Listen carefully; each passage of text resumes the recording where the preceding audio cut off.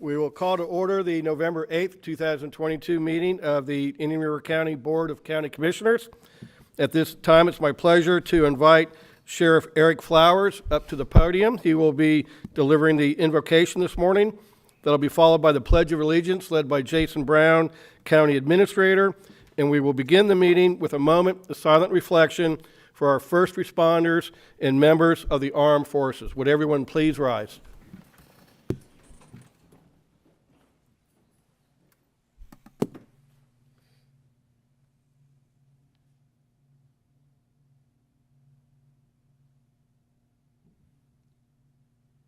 Dear Heavenly Father, thank you for this beautiful day today, Lord.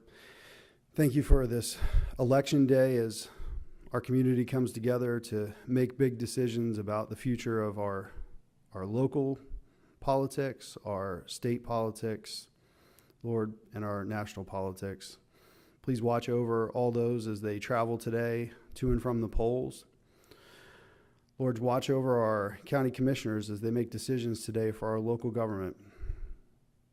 Help us to keep safe throughout this storm that's bearing down on our community, Lord. Watch over our community and the entire state, Lord, as we struggle. We're still recovering from the last storm, Lord. Please watch over our first responders. Watch over our military as they are deployed, protecting us, Lord, and just help us to shine in your light and to give grace to you in every way. In Jesus' name, amen. Amen. Everyone, please join me in the Pledge of Allegiance. I pledge allegiance to the flag of the United States of America and to the republic for which it stands, one nation, under God, indivisible, with liberty and justice for all. Thank you, Sheriff.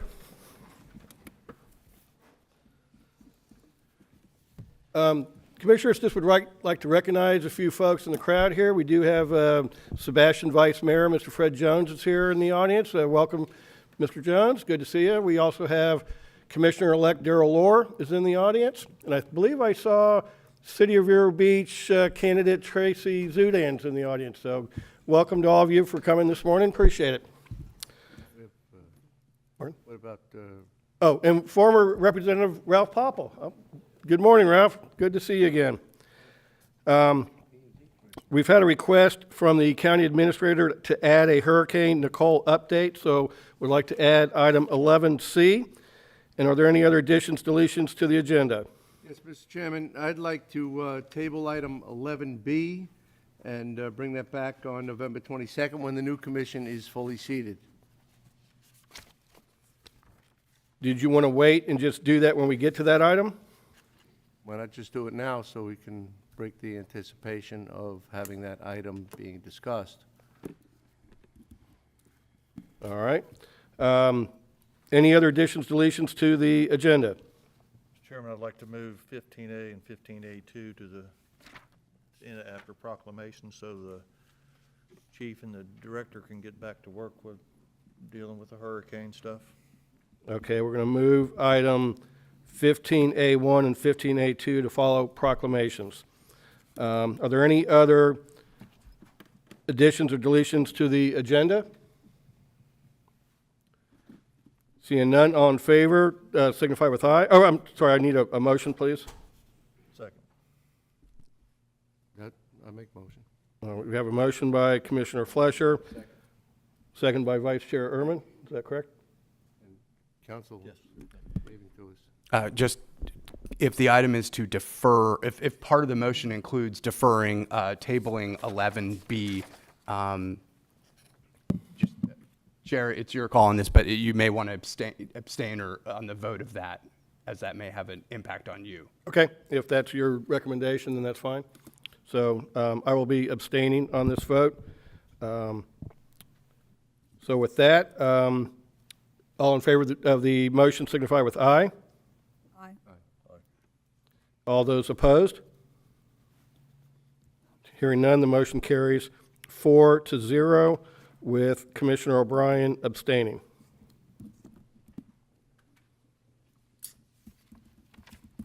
All right, proclamations and presentations. The first is a presentation of a proclamation recognizing November 11th, 2022 as Veterans Day. I believe we have the Executive Director, Cynthia Ryan, of the Veterans here, and also this will be presented by Commissioner Flesher. Thank you, Mr. Chairman, for the opportunity and privilege and honor to present this proclamation. We truly appreciate all of our veterans for what they have done. The sacrifice and everything that we enjoy every day is due to our veterans, the sacrifices they made. In addition, they continue to sacrifice. They continue to endeavor and work for this community, providing many great gatherings and celebrations and honorees to and for this community that we wouldn't have otherwise. In addition, the tremendous services that are provided to our veterans and to citizens by the very act of our veterans organization. So we're truly honored to be able to present this proclamation. Thank you. This proclamation is recognizing November 11th, 2022 as Veterans Day. Whereas on May 13th, 1938, Congress approved an act establishing November 11th as Armistice Day, commemorating the end of World War I and paying tribute to its heroes. And whereas on June 1st, 1954, Congress changed the name of Armistice Day to Veterans Day to honor all of America's war veterans who have contributed so much to the preservation of our nation. And whereas 15,000 veterans of all wars presently reside in Indian River County. Whereas individually and collectively, the veterans of Indian River County directly contribute to the betterment to the social, cultural, and economic lives of our residents. And whereas the Indian River County Veterans Council, consisting of representatives from 25 city and county veterans organizations, annually observe Veterans Day by holding ceremonies throughout the county. And whereas Indian River County and its citizens have established Veterans Memorial Island Sanctuary as a place to commemorate the veterans of all wars. Now therefore be it proclaimed by the Board of County Commissioners of Indian River County, Florida, on November 11th, 2022, is recognized as Veterans Day, and the board encourages all citizens to honor our veterans, living and deceased, by attending one of the Veterans Day services offered at Veterans Memorial Island Sanctuary, Riverview Park in Sebastian, or elsewhere within the county. Duly adopted this 8th day of November 2022 and signed by all 5 county commissioners. Now there is a little bit of a change. No change to the proclamation, but Ms. Cynthia Ryan has some updates for us incident to the change in climate. Yes, our Vero Beach ceremony is canceled due to the impending storm, and so we would just ask that everyone take a moment on Veterans Day to remember our veterans. Additionally, I'd like to thank the County Commission. In addition to our direct aid services, our transportation to and from the VA Medical Center in West Palm, as well as local doctor's appointments, is a huge part of what we do. And so we couldn't do it without the partnership that we have with you, and we look forward to growing that. The community is a huge part of that as well, and so we thank you for your support. With me today, I have Board of Director Tracy Zudan, and I have some of our support staff that really make it happen. And so it's that team and all of us working together that really makes it happen. So thank you. Well, it's our honor and privilege to recognize our veterans once again because of all of what you do. I don't know fully, maybe perhaps we should have another presentation as to what the Veterans Council is doing at a future meeting. Thank you. Hey, Jason, did we get our lights up last night to start Operation Green Light? Oh, yeah, we've had them up since the first. Oh, okay, Have them- great. So just as a follow-up, while we may not have the formal celebration on Friday, we are participating in Operation Green Light. So the county administration buildings are lit up with green lights as a show of support for the veterans. So while we may not have the ceremony on Friday, we have the green lights going. So if you get a chance, drive by this evening or one evening and check out the green lights to support our veterans. So we got that going It's also at the fairgrounds. And in the fairgrounds, in right? the IG Center, I In believe. the IG Center, right. So we got green lights going, so. All right, well, thank you, Cynthia. Come on up. I would like to invite any veterans in the crowd to be in the picture, please. Absolutely. Bring them up.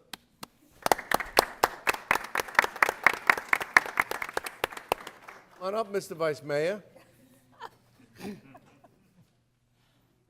Get your, I think there's a guy in a white shirt that might. Yes, I know that guy. Thank you. Thank you. thanks for all you do. All right, thank you. The veteran. All right, we're getting the squeeze together signal here. Here we go.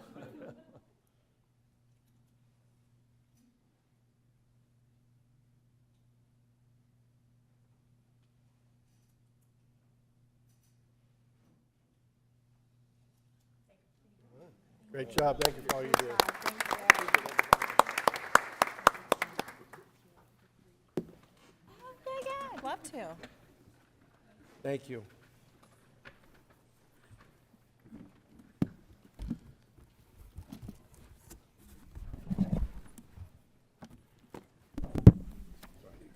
Commissioner O'Brien, if I may, I'm sorry. It doesn't happen very often, and certainly the way it happened during the meeting was a little bit out of order, but I just want to make sure it's clear for the record, consistent with the state statute on voting conflicts. When the vote happens, it's important that it's stated the nature of the interest. I think the issue is that you didn't vote on the item for the tabling of 11B, because by tabling that, you are no longer kind of eligible to be the county administrator, and therefore it inured to your special gain or loss as opposed to a family member or a principal or whatever. I just want to clarify that for the record. Is that correct, sir? Well, okay, why don't we do this? Why don't we go back and we'll redo that. So commissioners, if I could entertain a motion to approve the addition of 11C and the movement of 15A1 and 15A2 to follow proclamations. Could I have a motion for that? So moved. We have a motion by Susan Adams, second, I'll go ahead and second that. Although, and I can vote on this one because we're just adding and moving, okay. So all in favor of the motion signify with aye. Aye. Any opposed? Okay, that passes 5-0 for the clerk. Now, is there a motion to table item 11B? I make that motion. We have a motion by Commissioner Flesher A second. and a second by Vice Chair Ehrman. Per the county attorney, I will not be voting on this item. So all in favor of the motion signify with aye, And it's, again, it's because it inures to your special. because it inures to my special interest. Trying to make sure I'm checking all the dots on the statutory That's requirements. fine. I'll call it again, I'm sorry. So all in favor of the motion signify with aye. Any opposed? So that motion carries 4-0 with Commissioner O'Brien abstaining. Thank you very much. I just wanted to make sure all the Yeah, T's were okay. crossed and all the I's were dotted. Okay, no, I'm good. We're all squared. Next is the presentation of the Peter D. O'Brien Above and Beyond Awards. Commissioners, if you'll remember, back in March 1st, I presented Above and Beyond Award to Sue Flack for her diving into a dumpster to get the recycle cans out. And then Vice Chair Ehrman decided that this should become a kind of an employee recognition award. And so coming back with another employee recognition for Above and Beyond. But before we do the main presentation, there's actually a honorable mention coming up. And before I do this, I'd like to thank my assistant, Maura Stokes. She worked tirelessly on putting together the tremendously impressive awards that the recipients are about to get. So the first is the Peter D. O'Brien Above and Beyond Award Honorable Mention, and this is presented to Dylan Reingold. And for his imaginative apparel on College Game Day in Indian River County. So Dylan was representing George Washington University. Their nickname is the Colonials, I believe. And this was also a tribute to keeping his wife happy, who insists that he always wears a jacket to the board meetings. So I think Dylan was able to accomplish both of those feats. So with that, Dylan, you want to come over here, please? Sure.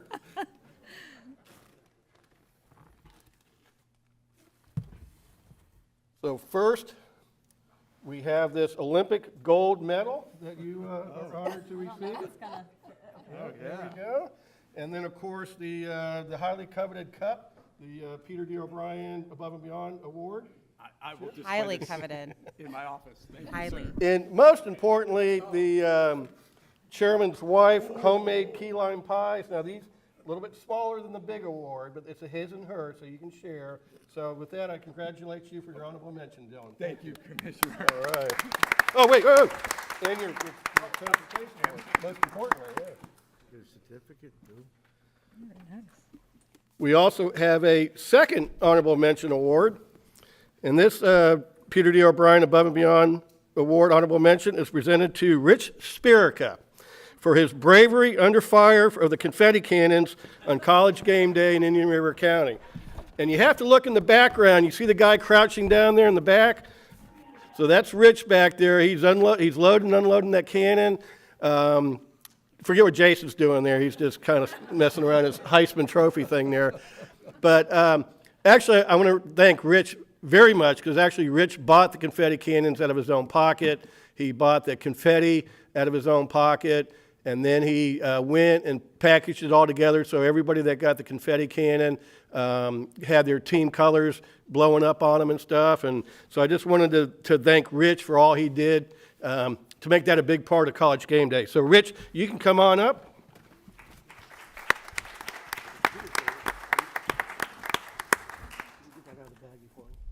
What an honor.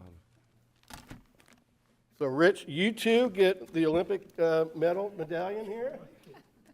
Jenna, to you, yeah. The impressive cup goes to you. Peter's face. And you also get the chairman's wife's homemade key lime piettes, I guess you can call them, the his and hers. And here is your certificate. Thank you, Rich. Congratulations. Job well done. Thank you, Rich.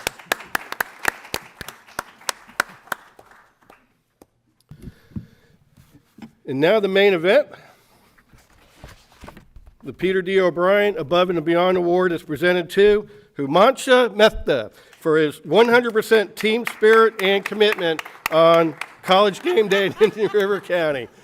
And here's a face that only a mother can love, and she is actually here with us today, and some supporters there. And so Humanshu, what can you say? He went all in. I mean, to do the whole face paint thing and everything like that is just really above and beyond. So Humanshu, thank you for your commitment. And did you want to say a couple words as recipient? Commissioner, thank you so much. It's an honor. And, the 18 plus years that I've been with the county, I got to say, and I speak on behalf of probably all county staff, and that was the most exciting commission meeting that I've been to. Thank you for starting that, and I hope that it becomes a tradition here in the chambers. I think honoring our athletes and just bringing the community together, bringing staff together, the community together, recognizing athletes, and just making it a fun day. I think it's fun to come to work. We do a lot of important things here, but it's also good to kind of celebrate and enjoy the moment as well. So I really appreciate it. Thank you. Well, I appreciate your commitment. And, Humanshu was kind of digging for the award when we had our disc golf tournament a couple of weeks ago. One of his discs errantly went into the canal, so he dove right into the canal to retrieve the disc. And so I think he was trying to get a double Above and Beyond award, but we'll suffice it with this one. So Humanshu, why don't you come on up? Do we all get fans like that? Those are awesome. I think we should just, You could put that on eBay or something. yeah. Here's your formal gold medallion. Oh, we And really you do get- get them? That's awesome. You get the big, highly coveted Chairman's Cup, so congratulations to you on that. And we have your proclamation. And then most importantly, we do have the chairman's wife's homemade key lime pie with homegrown key limes. Yeah, this is the good stuff. Oh, watch there's, it's a little still wet there, so watch your fingers. Maura was working on that right up this morning, so it might still be a little wet. So. All right. Awesome. Congratulations. So do we want to? Let's do a picture without the mask. We'll do one with. How's that? Well, we'll get one of each.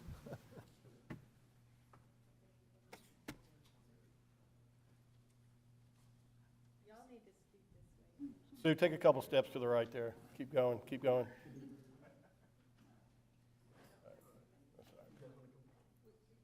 Why don't you guys just switch?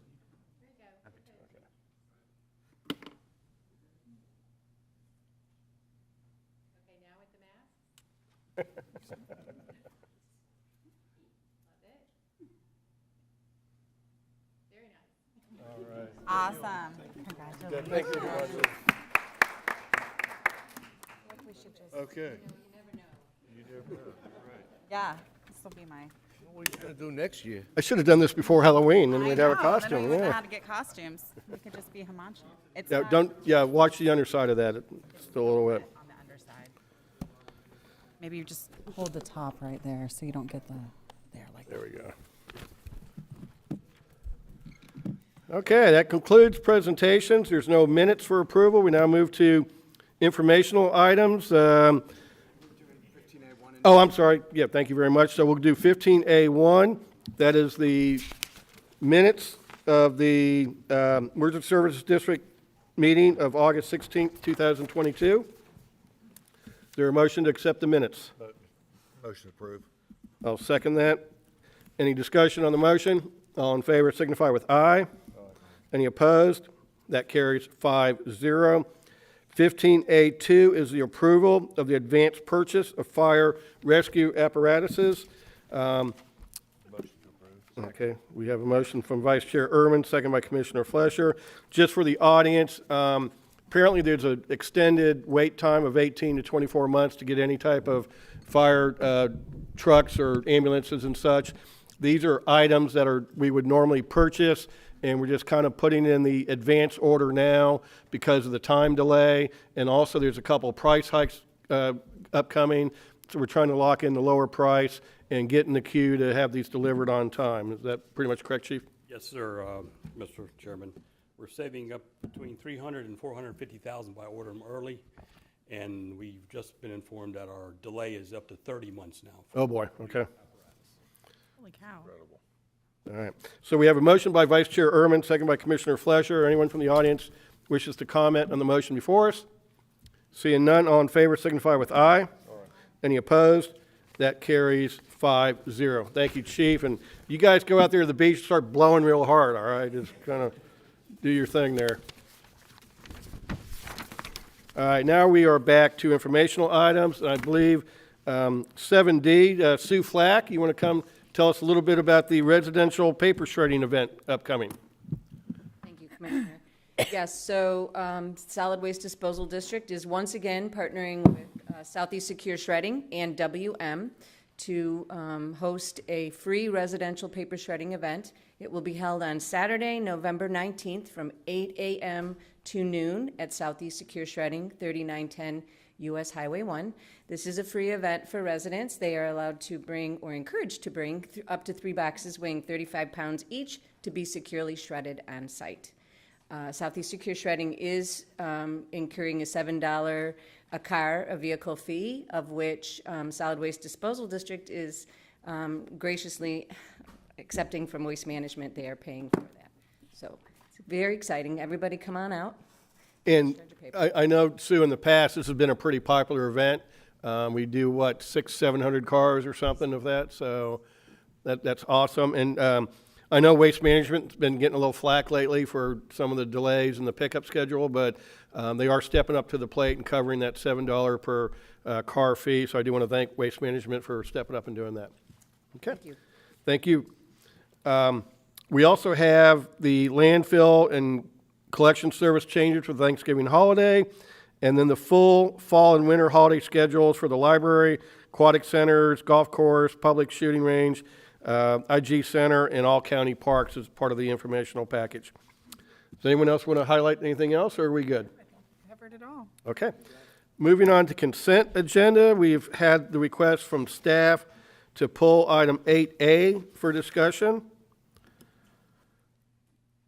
And Commissioners, does anyone else wish to pull a consent agenda item for additional discussion? Okay, is there anyone in the audience that wishes to have a consent agenda item pulled for additional discussion? Yes, sir, which item? 8B. First. Okay, so anyone else from the audience? Okay, seeing none, Commissioners? Mr. Chair, move approval as amended. I'll second that. We have a motion by Commissioner Flesher, second by myself. All in favor signify with aye. Aye. Any opposed? That carries 5-0. The first one is a request for a release of an easement located at 4250 79th Street. And good morning, Rebecca. Good morning, Mr. Chair. Good morning, Commissioners. Rebecca Guerra, Chief Code Enforcement. There was a small error in the resolution that was attached to this item. It is in fact a drainage easement as opposed to a drainage and utility easement. A corrected resolution has been handed to the clerk, and it's available for signature after the board hearing. Okay, so again, it's just a utility easement? Yes, sir? I'm sorry, it's a drainage It's a easement. drainage. Drainage, but not utility? Yes, sir. Okay. If there's no comments or questions, I'll be happy to move approval with the changes. We have a motion by Commissioner Adams, second by Commissioner Flesher to accept the resolution with the deletion of utility. All in favor signify with aye. Any opposed? That carries 5-0. Thank you, Rebecca. Item B, this is a request for a final plat approval for a subdivision to be known as Lucaya Point, Phase 2. This is pulled by the audience. Sir, would you like to come up?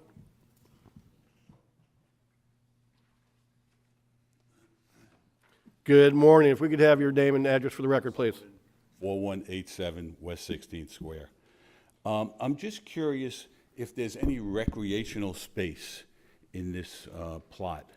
I live next door, and it doesn't seem to me that there's any allowance for recreation. I could be corrected. Well, I don't know, my first comment, sir, would be that this will probably be a private subdivision, so any recreational amenities, whether a clubhouse or a pool or anything like that, would probably be solely for the use of the residents there. Oh, yeah, I'm curious, though, when you do a development, does there have to be designated recreational land attached to any development? I'll let Mr. Sweeney answer that in our planning department, yep. Sure, thank you, Mr. Chair, Commissioners. Ryan Sweeney, Chief of Current Development. Yes, every residential development has a requirement of 7.5% of recreation open space, and that can be provided in several different formats, but in this case, there is a recreation tract. That's private for the use of the subdivision residents, not a public tract for the public. Right. Ryan, is there any qualification what qualifies as recreation tract? Or is that a piece of land that can't be built on? Just to be clear, this is probably not a question that's appropriate to the plat approval, but just so everyone's aware, yes, there's a definition. It can include things like active amenities, clubhouse, pool, also passive amenities, trails, also the littoral zone, wetlands, any natural feature can also count towards that requirement. Yeah, I'm curious. I was an athletic director, college athletic director for 10 years. Then I was a college basketball coach for 30 years. I just like when the kids want to go out and play, they have somewhere to go and play. I walk my dog in this area almost every day, and it seems like the majority of the recreation space is space that the engineers couldn't figure out how to put a house on, and or is wetland draining into the pond. So does anyone make a decision what the qualification is to be recreational space? Sir, Or do we leave that to the developers? We're getting a little off the topic. I think you're asking for a broader policy decision from the board. Okay. If you'd like, you're more than welcome to bring that back for the board to consider, but I think right now, we're just looking at the actual approval of the plat and not future plats that may have other recreational facilities.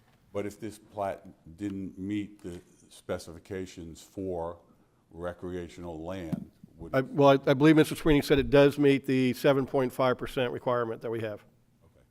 fine. Okay? Thank you. Thank you. Okay, Commissioners, your pleasure. Move approval. Second. We have a motion by Commissioner Adams, second by Commissioner Flesher. All in favor signify with aye.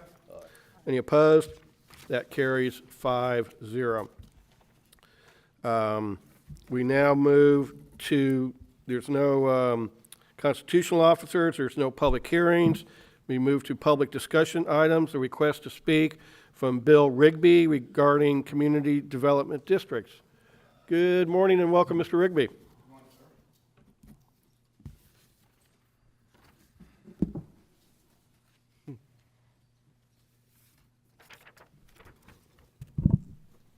My name is Bill Rigby. I reside at 8465 59th Avenue in Vero Beach. But I'm here today to speak on behalf of the West Wabassa Progressive Civic Club.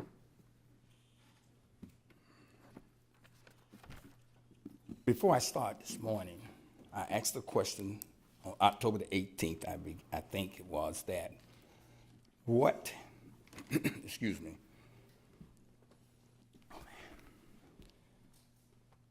what is if the county had used the community development block grant in the community, and now they are coming out to do a CDD, and I think you guys gave me, if I could recollect, you gave me something like monetary things, and I think you said that it's totally different, which I know that it's totally different. But my question this morning is, what is the policy if you had used a community block grant in my community, and now you come to my community and say now you're going to use a community development district? I would like to know, what is the policy? It has to be a policy now that you're saying that you're going to change from one to another. Because in the beginning now, it was a what? It was a Liberty Park project. Now you change it to what? A PDTND, which is Planning Development, Traditional Neighborhood Development or District. But I don't know if there are policy or not. I'm just asking, is there a policy or not, Mr. Chairman? Sure, Mr. Rigby, I'll answer. When Liberty Park was first approved back in 2008, it was approved as a PD, Traditional Neighborhood Design. Going with the Community Development District does not change anything at all within the original Plan Development Traditional Neighborhood Design. It's going to be the same number of units, same number of open space, same road improvements required, same, the school's already built. Nothing in the plan has changed. The Community Development District is merely a financing mechanism. Has nothing to do with any of the structures, roads, right-of-ways, turn lanes. None of that has changed with the approval of the Community Development District. Okay, you clarified that, Mr. Chairman, I understand. Okay. Now here this morning, I'm going to be skipping about it a little bit because it's a lot of information that I have today, so I'm going to be skipping a little bit just to get to some points that have some clarity on it. So I need to make that point first, foremost and all. Now, you're saying that an application has been filed, and the amount of the application is what, $15,000, am I correct? Yes. Okay, that application, when they file the application, where does that application, does it go to the county, or does it go to the Florida Land and Water Adjudicatory Commission? Where does it go? So, Mr. Rigby, I can tell you that it came to my office. It came to you guys. Okay, now. Thank you, Mr. Rango. Okay, now. The president of the West Wabassa asked me to ask the question, is that if it came to the county, can we have a copy of the application? Absolutely. The petition's actually online. It's attached to... It's online? Yeah, it's attached to the agenda item from that meeting. Okay, got that. Thank you, Mr. Rango. Now, moving on. Like, as I said this morning, I'm going to be moving on to a different phase of this because there's some things that we need clarity on. So I'm here this morning on a lot of issues as far as clarity, okay? Now, So, but Mr. Rigby, I'm gonna say this now, and similar along the lines of what Commissioner O'Brien just said to the previous speaker, which is, this is your opportunity to speak to the board today about community development got it. districts. It's not designed to be this sort of question ask and, deposition of questions. I got you. Thank you, Mr. Rango. So I'm going to move on then. I will not ask no more questions then. Here, the Liberty Park project in 2008 began as a PD-TND, which has an application process like the Community Development District. And I'm assuming that the community development process, it falls upon under the Florida Statute 190. I'm assuming that. I don't know. I'm moving on. Additionally, under the PD-TND in the Liberty Park project, you have listed 502 and the 502 acreage. And when I look at the acreage and what you have here, which is the 2008, come on out of here. Now, it did state that you have here 502, 503 acreage. But when you went back to the Florida Stat 190, and you can verify this if you want to. When you went back to the Florida Stat 190, I think in 190.05, it states that it said exclusively that it had to be 1 acre and not 1 acre or more. But I see that in 2022.012, correct me if I'm wrong, that you did in what we call an ordinance. And in the ordinance that you did, it stated that all of these things here must be verified. This is your I think, in your backup material. My question today, not question, I'm moving on. So if you're going to do a community district, community district, development district, I'm gonna get it right in a few minutes. Community development district. If you're going to do that, and the county is now saying that they're going to do 1,000 acres or 2,500 acres or more. When I went back and did a whole lot of research in this here, I was wondering, and I'm not asking the question, this is me, if the county is going to do that, somebody has to have control of the majority of the land, because you're reducing it down to satisfy the Lincoln Park project. So if the county is going to do the downsizing, and then the community district going to have its own rules and regulations, I'm assuming, does the county now have the majority of the land? You don't have to answer that. I'm just talking to you. Now, on October the 18th, you had several speakers and commissioners that voted for the funding of the community development district project to go forward. However, if you take a closer look, there were several areas in the application that was not addressed. Number one, you didn't do a feasibility. Well, at least we don't have it. Number two, there was letters and that was supposed to be presented to everyone in our community. There was, if you had bought new land, old land, however it may be, we supposed to have that. Now, if you want to go back to the community Lincoln Park project and examine that, that's not in here. Now, there was something done on the traffic and other things, but if you go back according to the Florida Stat 190.005, it's not there. So what I'm saying this morning is that if you're going to do something in our community, we're just asking, God knows we're just asking, that you get with us in our community so everybody's at the table. Why am I saying that? On February the 10th, this is what you did. It said approximately 25 people, developers community, including developers, builders, engineers, consultants, and attorneys. Who's not in that room? The community, the president of the Westport Basketball Aggressive Civic League. And in this, what you are doing now is that we have been left out in our community for so long. It is time we come together. It is time that the community, staff, commissioners, developers, all of us got to come together. What I mean by that, I don't think there's nowhere in this county that I believe that a developer or anyone can go in anyone's community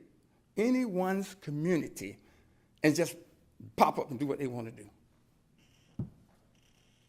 We're just asking to be at the table.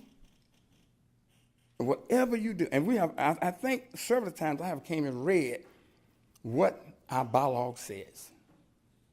You might not honor it, you might not respect it, but it says this: the president of the Westmore Basketball Progressive Civic Club, anything that goes on in that community must be at the head of the table. Point blank. Now with this project, we're saying that, hey, if you want to do it, fine. But let's do it right. I don't mind the developers want to do whatever they want to do, but we're saying, please, just come and talk to us. Now, I think the last meeting I was here, I think I heard one commissioner says that, hey, that a person came to one of our meetings and another person came to one. That is absolutely true. They did come. But in the coming, we're at the tail end. What I mean at the tail end? Everything's running along, because what you're doing now is that you're taking 2008 and merging together with the Community Development District. And if you really study 190.005, you will see that there are a lot of things in that 190.005 that's not being met. If you really truly read it, it's a whole lot to read. But what I see here is that certain portions of that 190.005 is applied here, not all of it. We're asking for full disclosure. That's all. If you're going to do it, give us the opportunity to say yay, no. We don't want it. Pretty much we're going to be overridden anyway, but you give us that opportunity. I'm moving on. I just want to bring that to your point.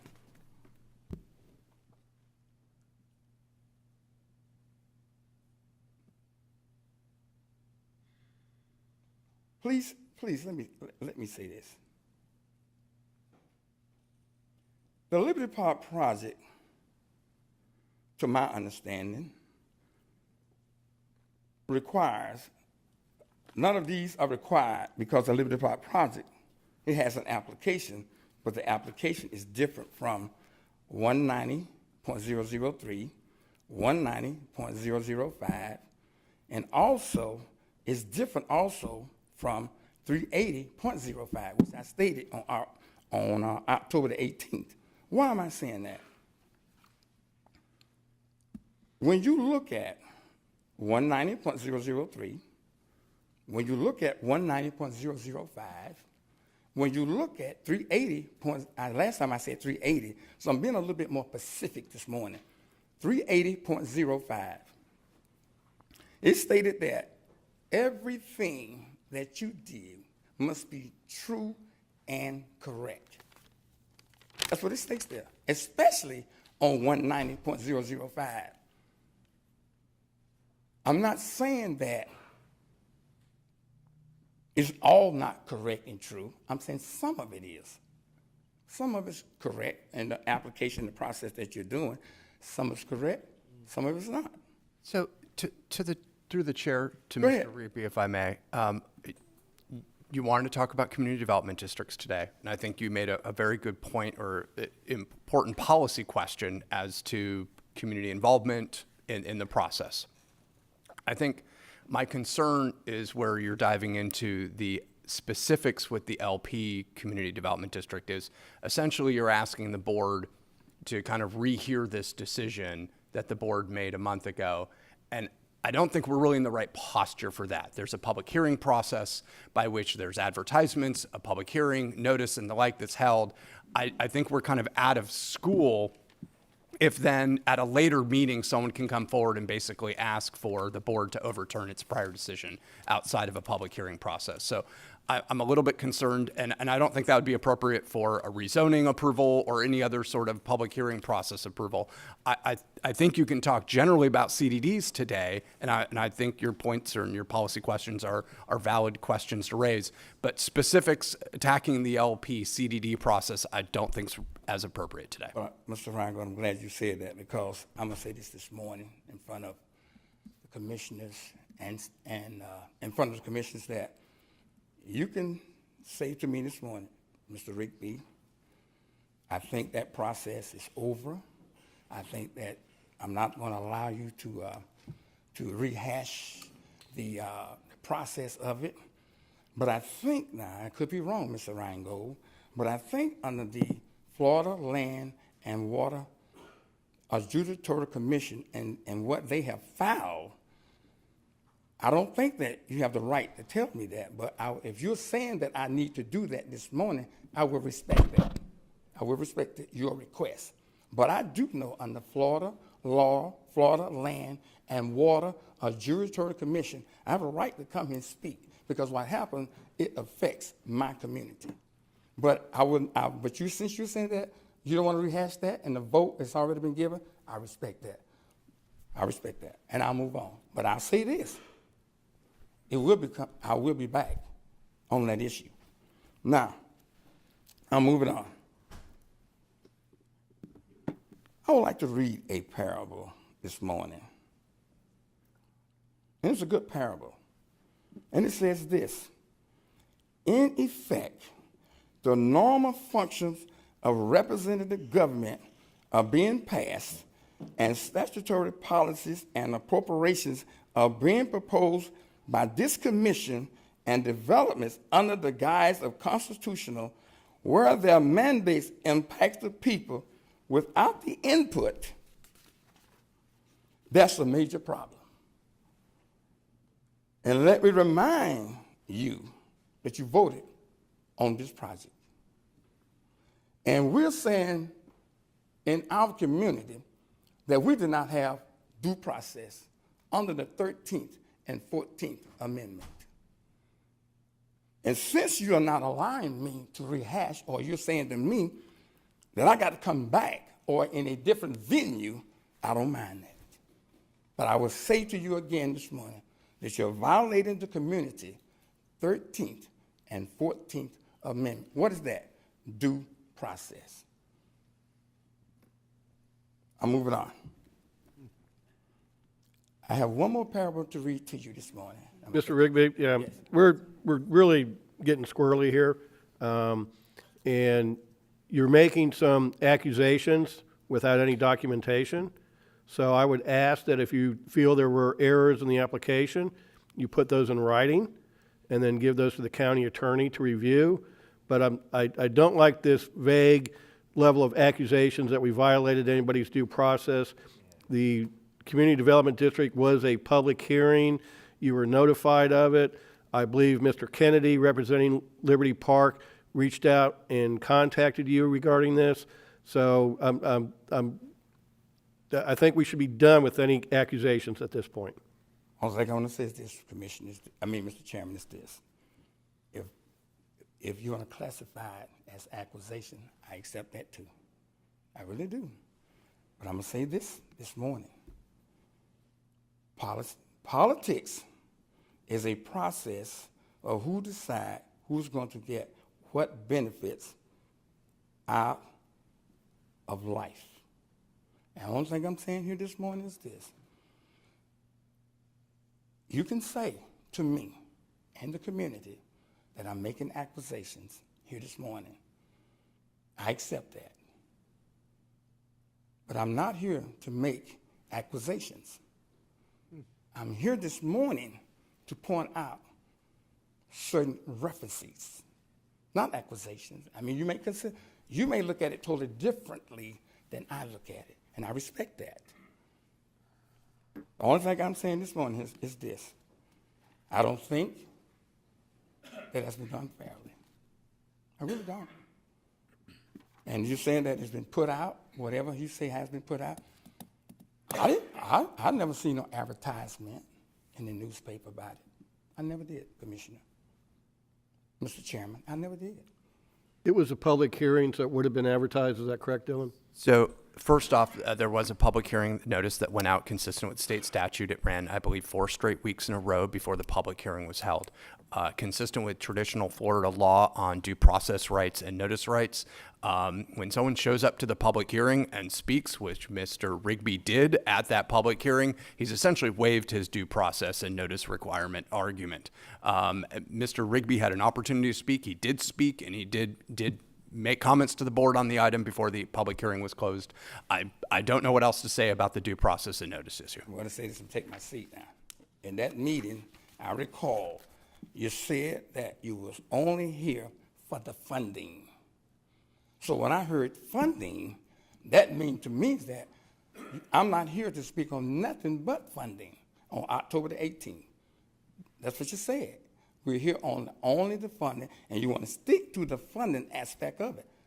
So if you're telling me that I'm here only to speak on the funding, that's what I'm going to do. So I've made a request to speak on this issue for today, because on October the 18th, it was only for funding. That's all was said up here in this platform that day was funding. Okay, Mr. Rigby, I think we've covered everything now. Thank you for coming this morning. No, I have not covered everything. But Pardon? asking me, no, I have not covered everything, but if you're saying that I have, I will take my seat. Thank you, Mr. Rigby. We have 2 public notice items. Mr. Reingold, would you do the honors, please? Thank you very much. We have a notice of a scheduled public hearing for November 15th, 2022. This will be a miscellaneous budget amendment item. And then second, we have another public hearing scheduled for November 15th. This will be for concurrent conceptual plan development, PD plan, special exception, and preliminary PD plan approval for a single-family residential development. And with that, I turn it back over to the chair. Thank you, Dylan. Going to County Administrator Matters, 11A, Local Technology Planning Team Recommendation. Mr. Brown. Yes, thank you, Mr. Chair. In July 2020, the Florida Office of Broadband was established as part of DEO's Division of Community Development to increase availability and effectiveness of broadband internet. This is something that has been a significant issue for the state, and many communities in the state, like Indian River County, we have been pursuing options to improve the availability of broadband throughout our community.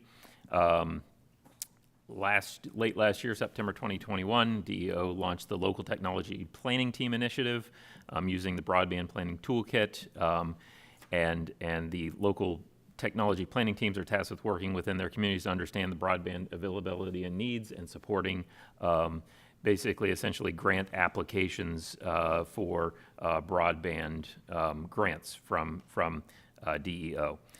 So in order to receive such grants, a community needs to establish a local technology planning team.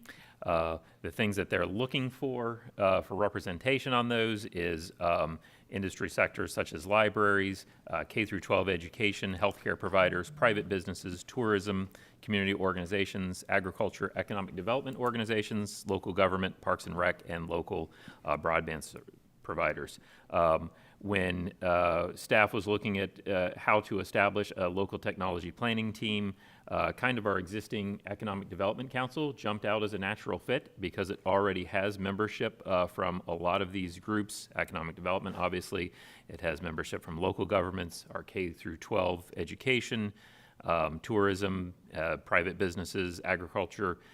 So staff this has decided to recommend that the board utilize our Economic Development Committee to serve as the local technology planning team. Basically, they would vet any potential applications for broadband grants from DEO. So with that, staff recommends that the board designate the duties and responsibilities of the local technology planning team as outlined in the DEO broadband planning toolkit to the Indian River County Economic Development Council, and I'm available should you have any questions. Commissioner Adams. I don't have any questions. I just have a few comments.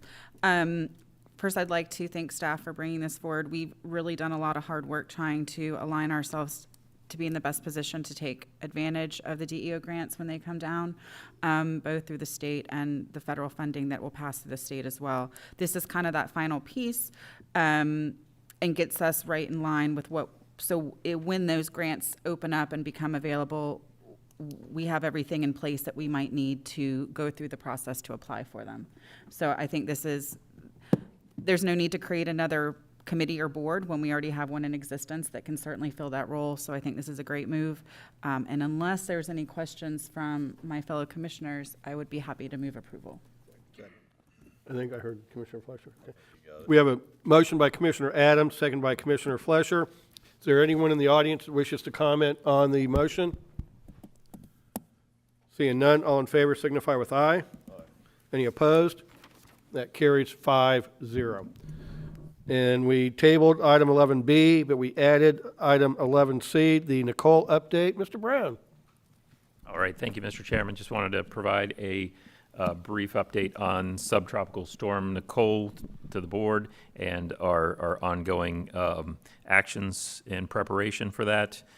So unfortunately, here we are in November talking about a potential tropical system, which seems potentially impacting our area in a couple days, which seems unusual. But nevertheless, here we are. So staff has been monitoring this over the weekend and beginning to take actions. I can say that 8 a.m. this morning, I signed a proclamation declaring a local state of emergency in Indian River County. This is following the governor's declaration applying to 34 counties throughout the state of Florida that he signed yesterday. Currently, our EOC is at a level 2 activation effective 8 a.m. this morning. I want to let everyone know that the citizen information line is now active and will be today from 8 a.m. to 5 p.m. The number there is 772-226-4000. That's 772-226-4000. So if anyone has questions about the storm, they can call that number. We're participating in state and national hurricane calls with our partner agencies. We anticipate a full level 1 activation of our EOC to become effective tomorrow morning at 7 a.m.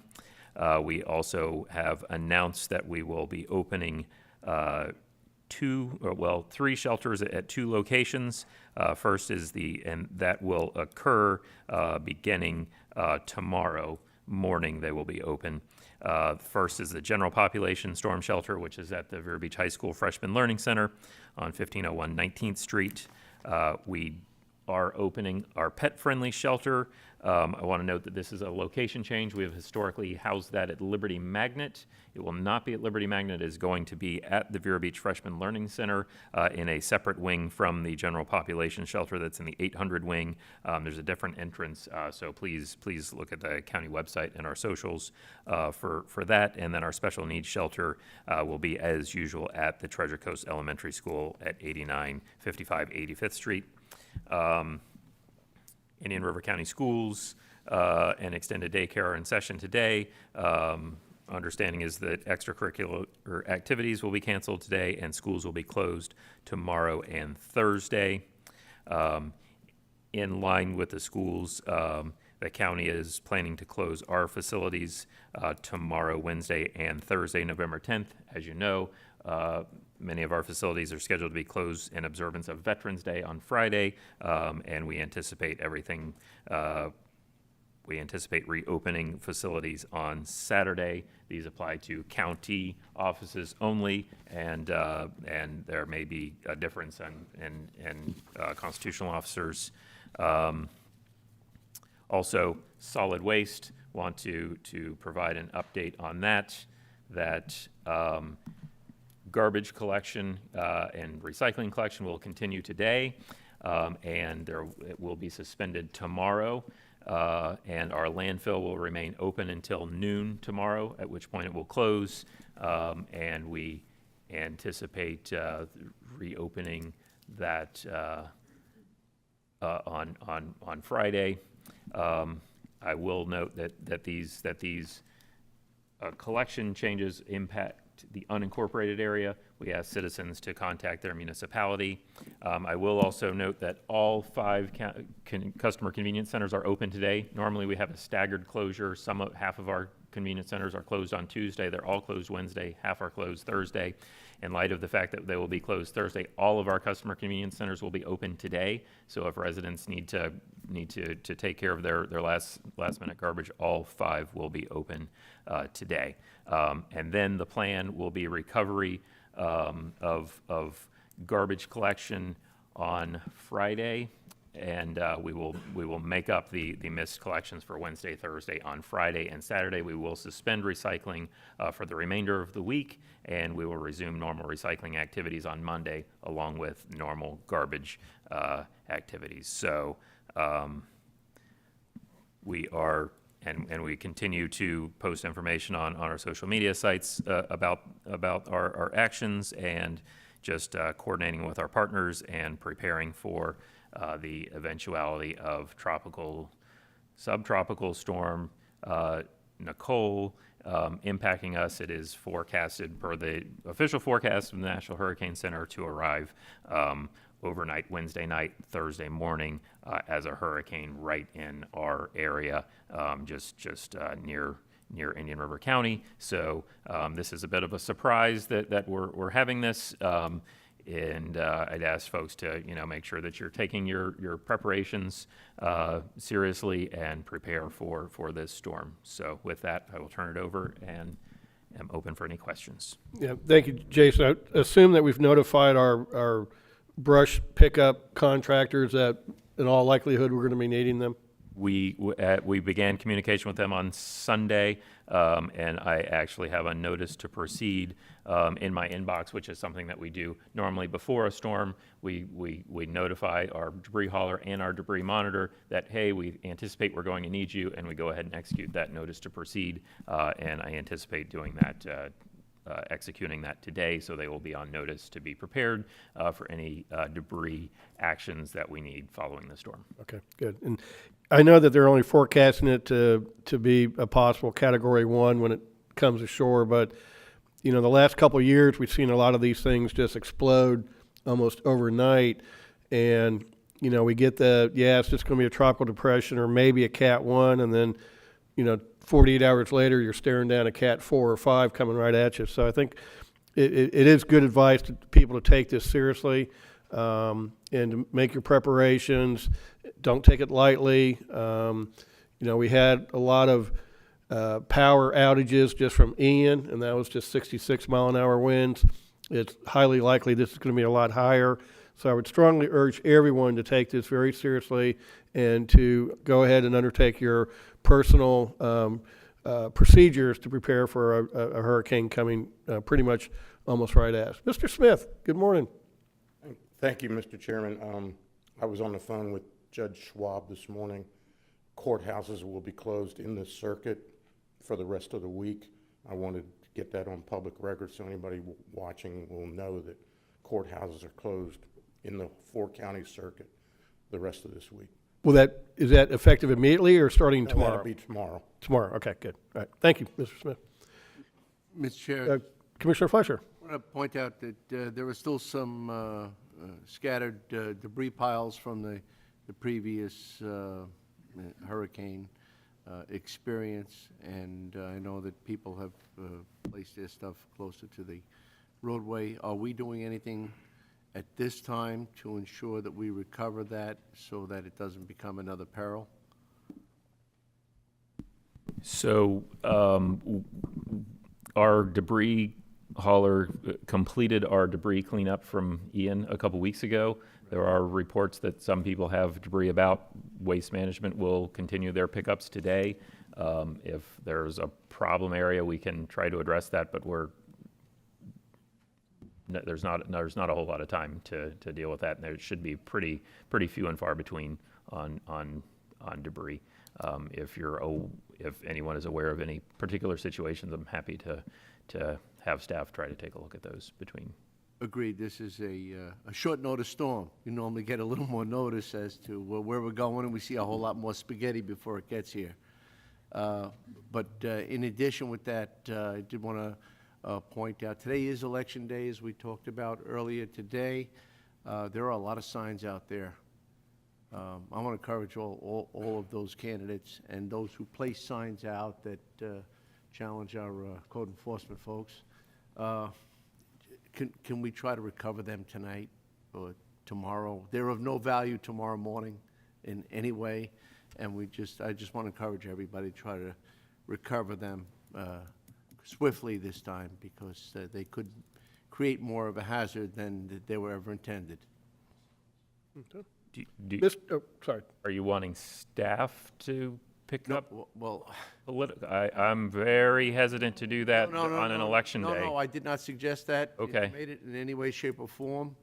I just saying that, we have, the signs are out there, and traditionally, people do recover them rather quickly as per our ordinance. So maybe perhaps this time we can expedite it so they don't become a peril.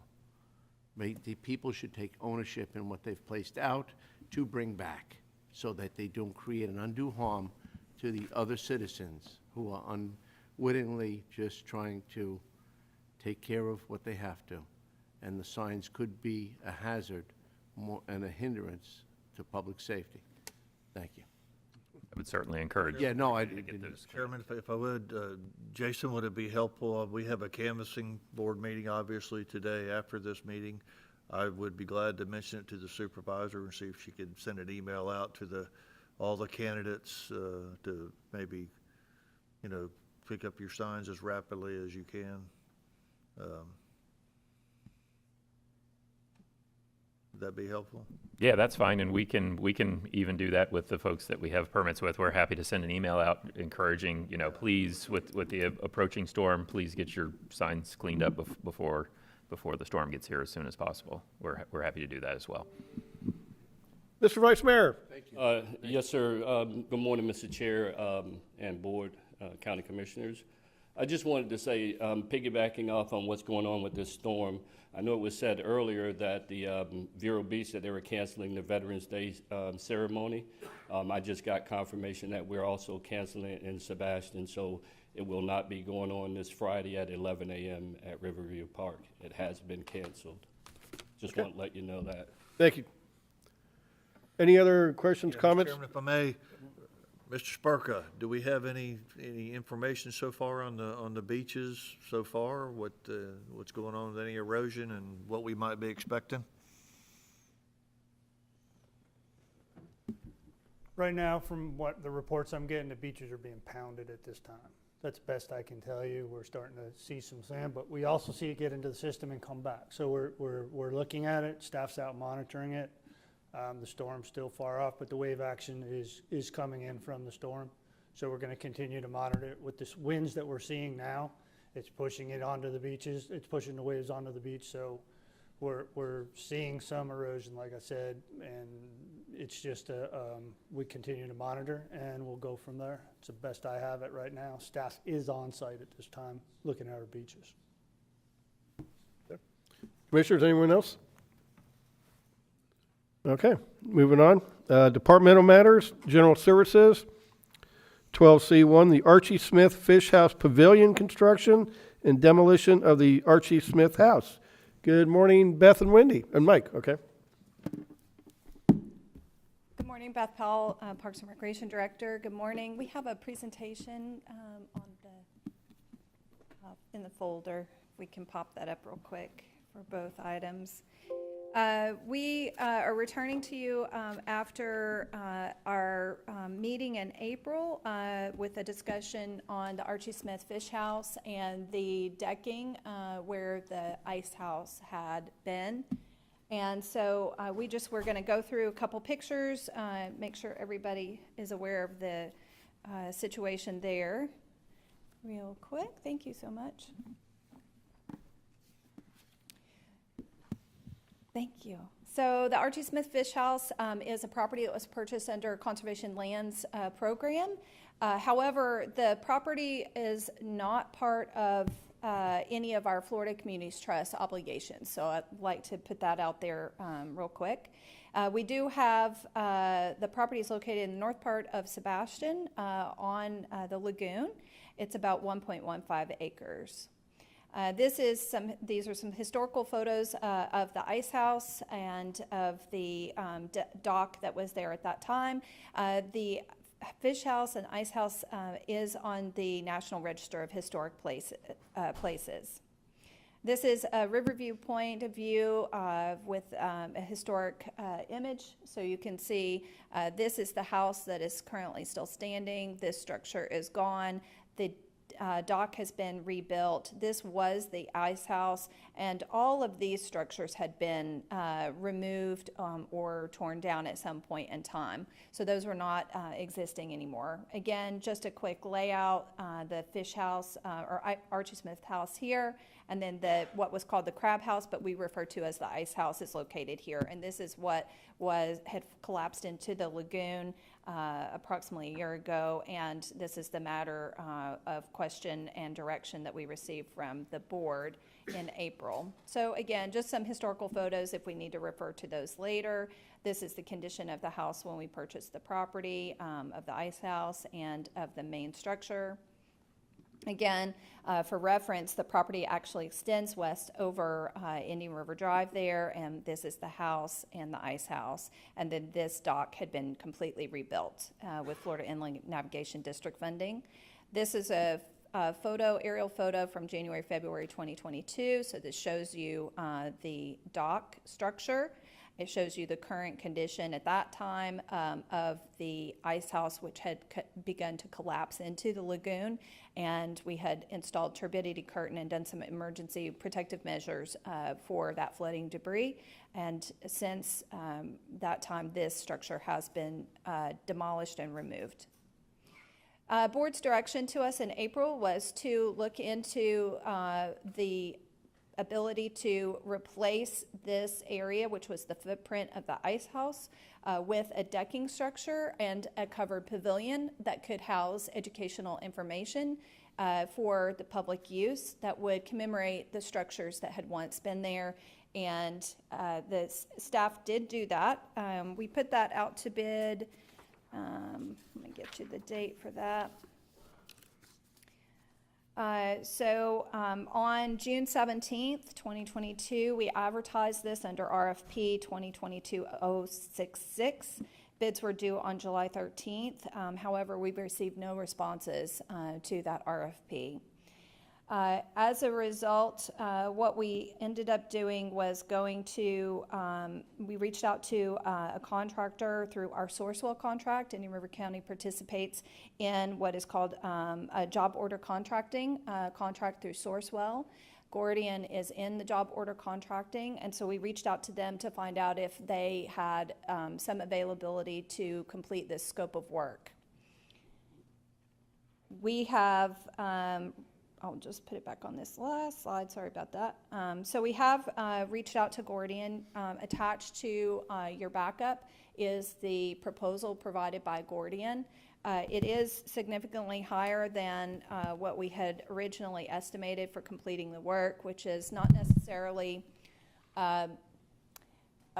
unexpected, I would say. During these times, prices are coming in kind of all over the place. We did ask Gordian if they could potentially lower, for instance, create a smaller footprint. Would that significantly change the price at all? The answer was no.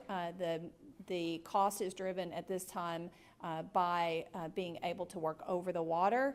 You have to have longshoreman's insurance and some other qualifications, and just the work itself is difficult. So throughout the breakout, you have the actual cost to do a pavilion and the decking structure in the place of the ice house is $460,000, just over that. And then the demolition of the existing house, which is this structure right here, because we do believe that that is beyond repair, is $47,796 and change. So today, we're just bringing back the proposal for you to take a look at and to provide staff with direction as to how you would like to proceed. Okay, Commissioners, any questions of Beth? Seeing none, is there any action, or? I do actually.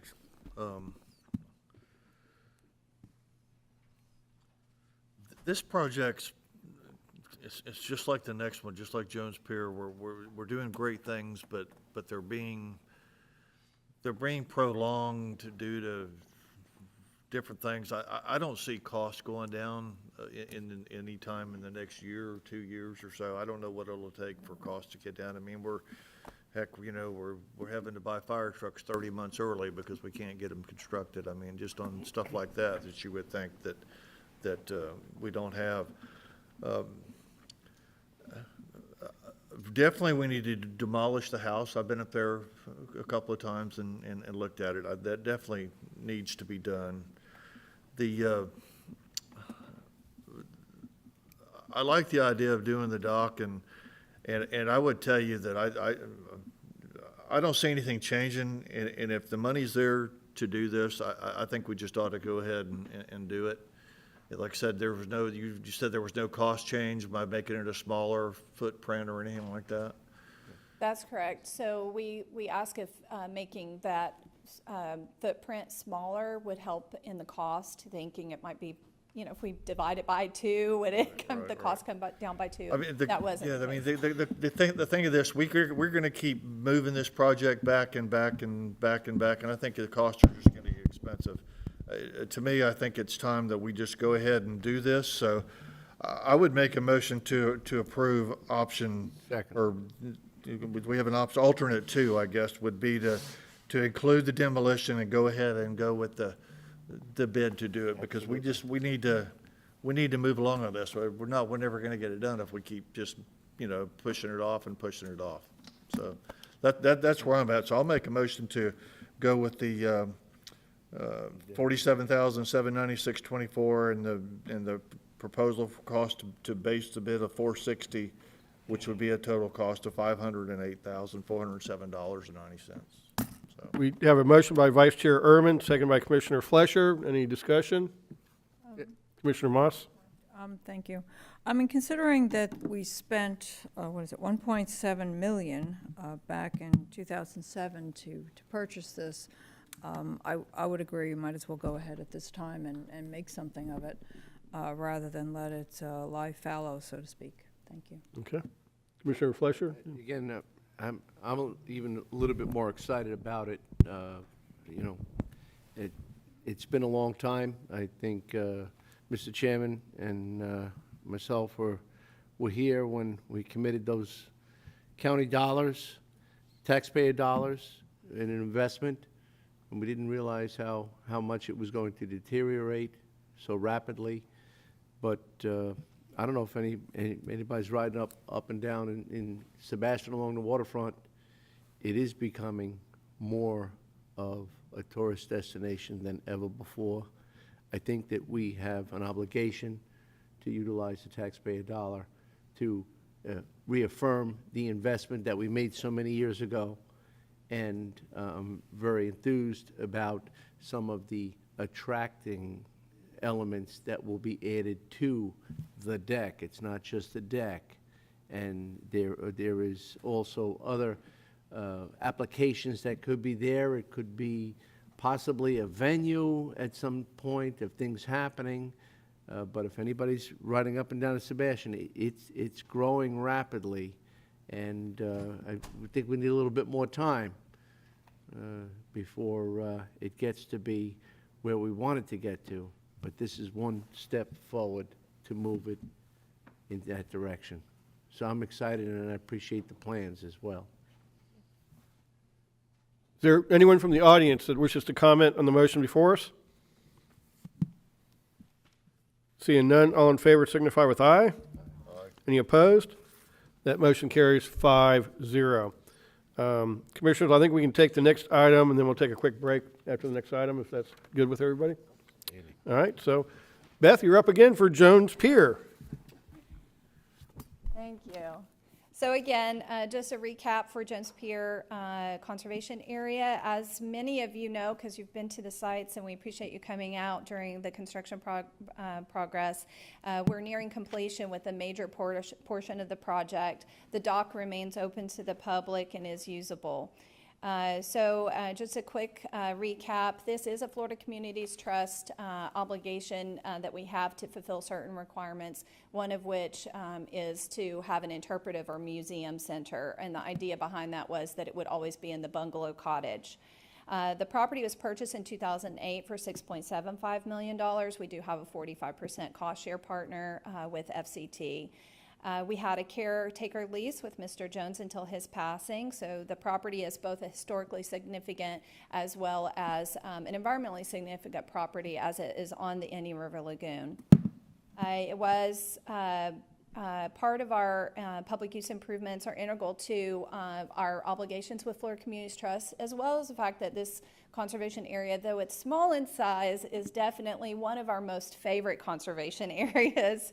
So, and we're very happy about that. It's located on Historic Jungle Trail. It is listed on the National Register of Historic Places as a contributing structure to the trail, which is listed on the National Register.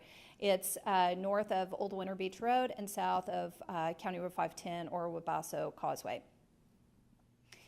Just a recap of all the funding that we have received through the years. All but 3 of these grants have been completed. We are closing out the first FIND grant that we got with the parking and pavilion construction. That's graciously being closed out by Wendy this month. She's lost may have a few gray hairs over that. We do also have a second FIND grant, a Florida Inland Navigation District grant for $84,000 with an $84,000 match. The third grant that's related to this that's still open is the Hazard Mitigation Grant Program. So in 2016 with Hurricane Matthew, the county had applied for a grant specifically for elevating the house.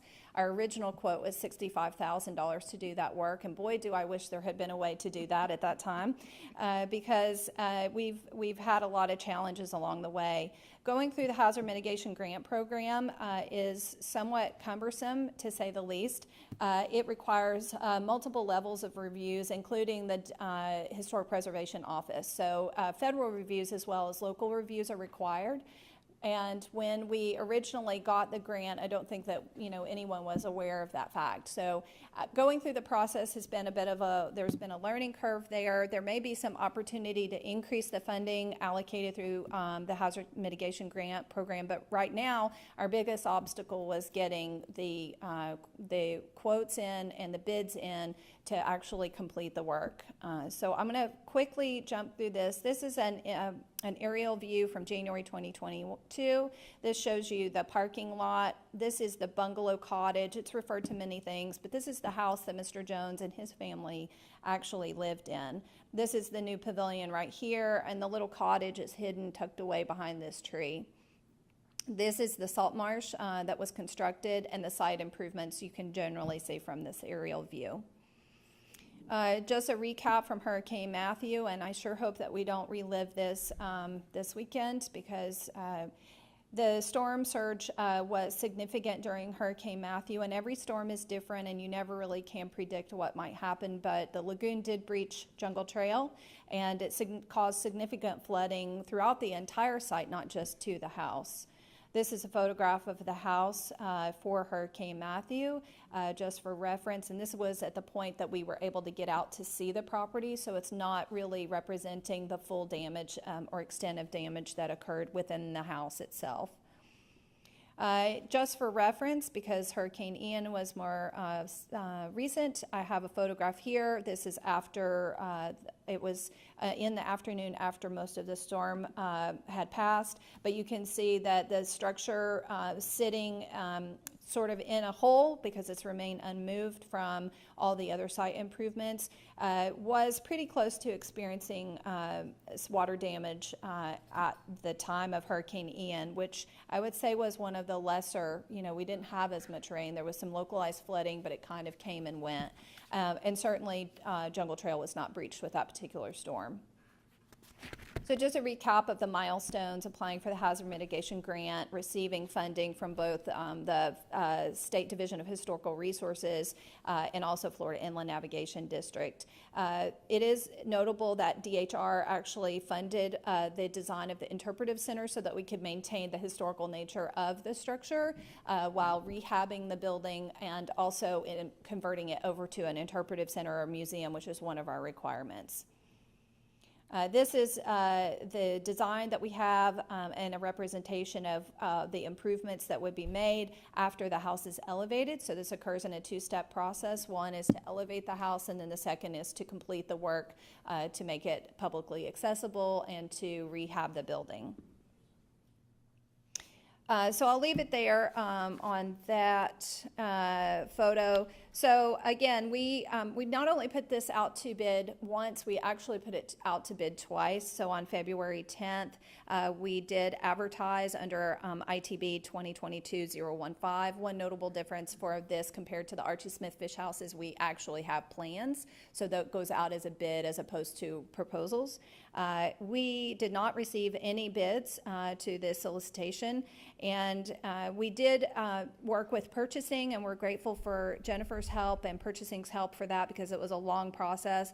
But we did reach out to many different companies throughout the state of Florida and actually up the East Coast, I think all the way to like Maine, asking why we had not received any bids on that. Was there something in the plans that wasn't buildable? So we were looking for feedback from general contractors to find out what the complication was there.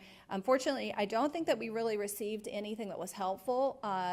We did re-advertise because we had made them aware that we were going to re-advertise so that they would know that the bid was out, because we kind of thought that maybe it had just gone out at an inopportune time, and perhaps knowing about it, then they would actually bid. So we put it back out to bid on April 13th, and again, we received no responses. At that point in time, we have been made aware of the Sourcewell contract and the opportunity to do the job order contracting. So we reached out again to Gordian and asked them if this was a project that they would be capable of doing. Was it something that was consistent with the contract? They expressed interest in it. We had several site visits with them and also with Johnson Locks, who is the contractor that would be performing the work. You have a very detailed scope of work that's included, but again, it's being completed based on the engineered design that we have. And this scope of work came in at a total project cost of $460,629 and some change. So again, outside of what we had originally anticipated for this particular project, but in order to move forward, this was the best way for us to get a price. Okay. Any questions of staff? So I do. Moving forward, if this is completed, the project will be pretty much complete other than the ongoing park stuff, maintenance and everything? So this is phase one of phase two. Phase one is to elevate the house and provide structural support underneath the house that is compatible with it being opened as a public facility. There's some structural supports that have to be added that are different from a residential situation to a more commercial situation. When that work is completed, we have design plans to do the last slide that was up, and that is to do the rehabilitation of the house and to open it up as an interpretive center. So that would be phase two. That would go out to bid probably on the heels of the elevation. Once we have confidence that the elevation is starting to wrap out, then we can put that out to bid as well. The difference, and the reason that we kept them separate was for the accounting purposes for the HMGP grant and the FEMA requirements. It was easier for us to keep the elevation separate. However, we did consider putting both aspects of the work, phase 1 and phase 2, out to bid at the same time, with hopes that we would get some more contractors interested in that.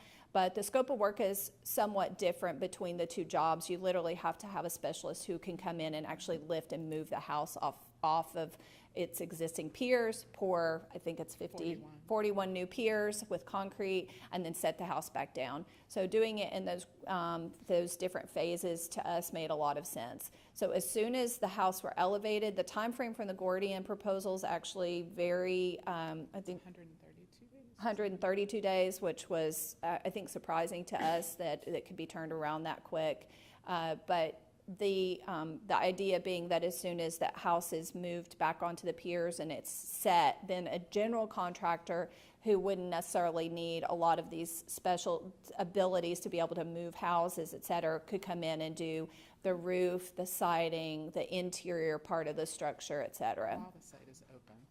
Okay, Mr. Chairman, I'm kind of the same way on this one as I was on the previous one. These girls have worked this project as hard as I've ever seen anybody work at anything, and it's going to be a gem of the county, and I think it'll be just an awesome project. It's already awesome, and it's not even done. And as much as Jason probably won't like this, I think we ought to move ahead on this and complete this also. So I'll make a motion to we move ahead on the $460,629.70 with Gordian, and let staff treat this accordingly and move ahead and make this happen. I think we need to finish this too. We have a motion by Vice Chair Ehrman, seconded by Commissioner Adams. Is there any discussion on the motion? Oh, Commissioner Moss, I'm sorry. I heard something coming from this side. That's an echo. Yes, I'd like to say, I'd like to thank you for all your hard work on this, and especially for the sneak peeks of the outlying area, the environmental area. What a great job. I had the happy occasion to attend one of those and to walk around the site with all the crowd, and I know everyone enjoyed it. And this will be a lot happier ending than the fish house. That's a beautiful house. Thank you for all your hard work on it. For anyone who hasn't been in it, it's just, it's fabulous. I think everyone will enjoy it. And I love that this project has it's a little bit of everything. It's historic, it's educational, it's environmentally sound, and it's recreational. I mean, it's got absolutely everything. So it's lovely. And thank you for all your hard work on it. Appreciate it. Thank you. Very good. Any other comments? Is there anyone from the public that wishes to comment on the motion before us? Seeing none, we have a motion by Vice Chair Ehrman, second by Commissioner Moss. All in favor signify with aye. Aye. Any opposed? That carries 5-0. Thank you, Beth. Thank you, Wendy. We'll go ahead and take a short break. We'll come back at 10:45.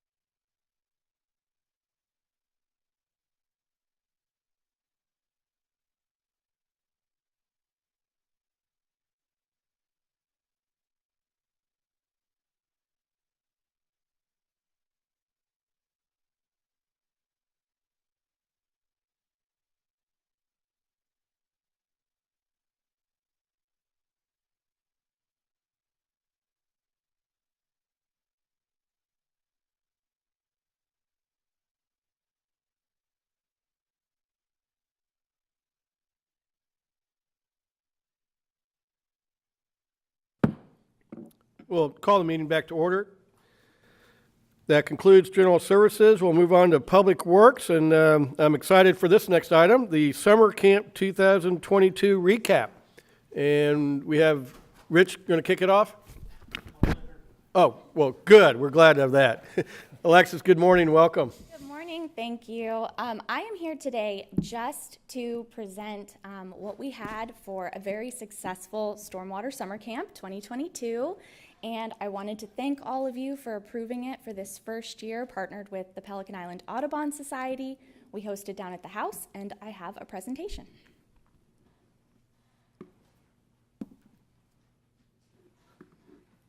Here's a cute picture of our stormwater shirts that you approved for us to get this year, and this was at the landfill.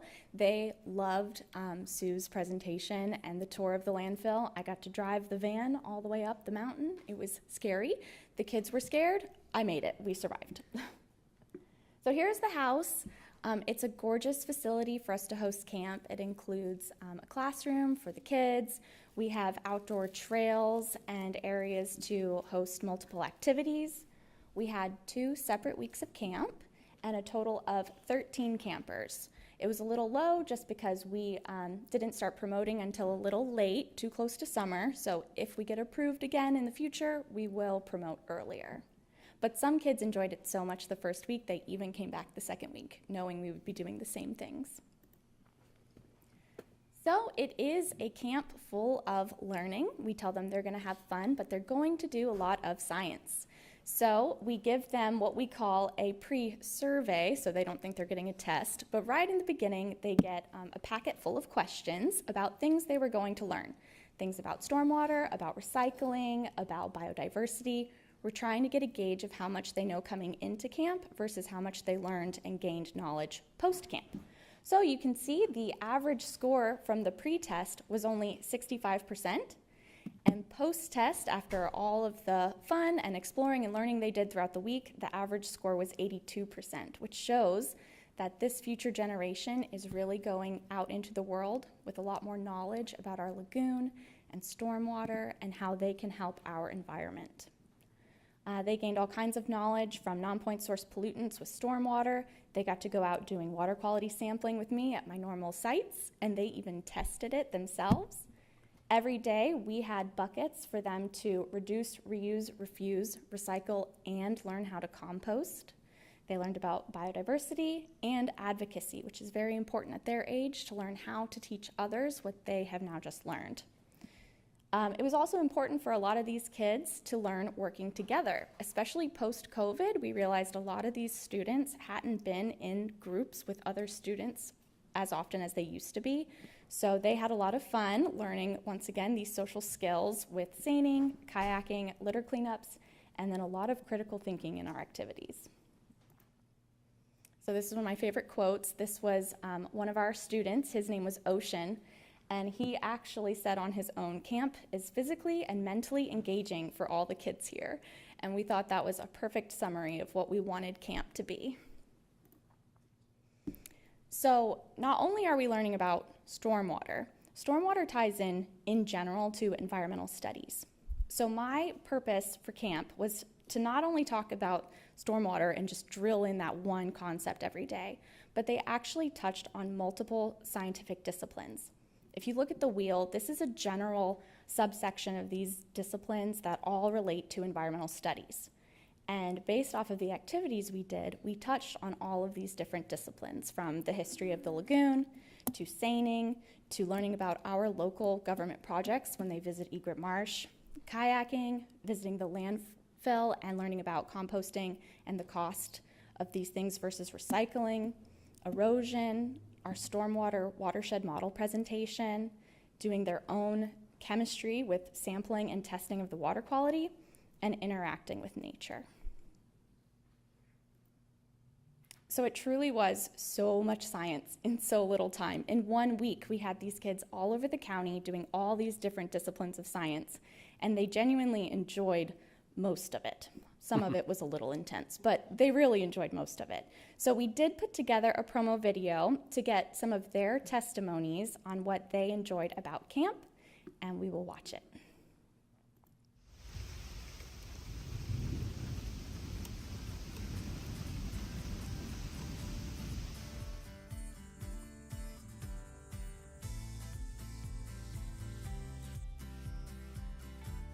To me, Stormwater Camp means conservation and educating other people on how to protect specifically the lagoon.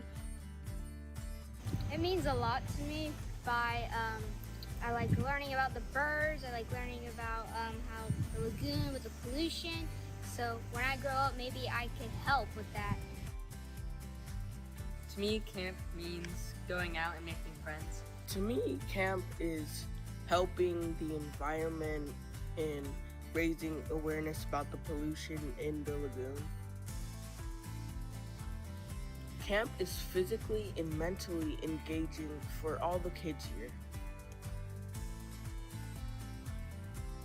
To me, camp is a way to work on your social skills and make new friends. Honestly, camp means to me just, having fun.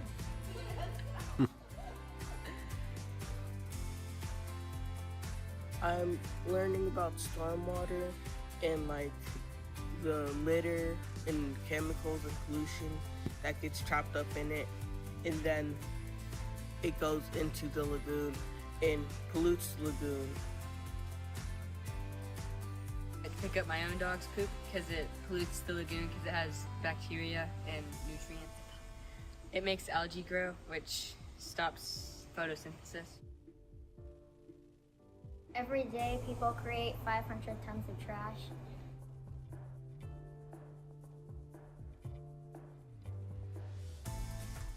People should sign up for camp because it's a fun experience. You learn a lot of things and you get to go out, get sunshine, be outside away from home, and still learn while doing it.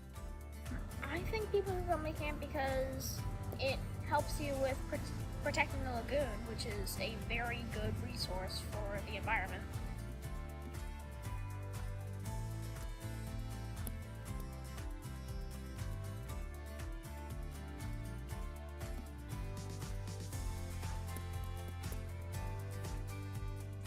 I'm Alexis from Indian River County Stormwater, and together, partnered with the Pelican Island Audubon Society, we want to offer your student an environmental adventure to remember. So come join us down at the Audubon House for a summer full of inspiration and exploration.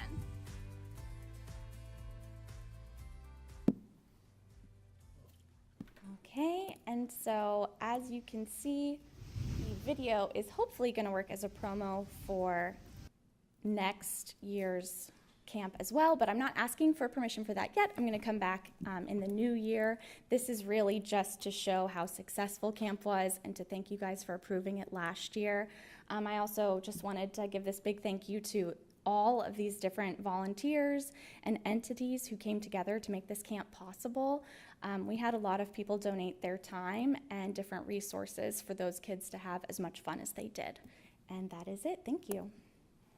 Well, Alexis, awesome job. I won't be here when you come back for permission, but I would strongly encourage the board to give you the go-ahead and even give you a little more funding and do it up big, because I think it's a great thing you're doing. And obviously the kids enjoyed it, but they learned a lot, so it's an awesome thing. So congratulations on a job well done. Mr. Chairman. Commissioner Fleischer. Fine words. In addition, fine presentation. Thank you. And I think that this was a teaser for the future.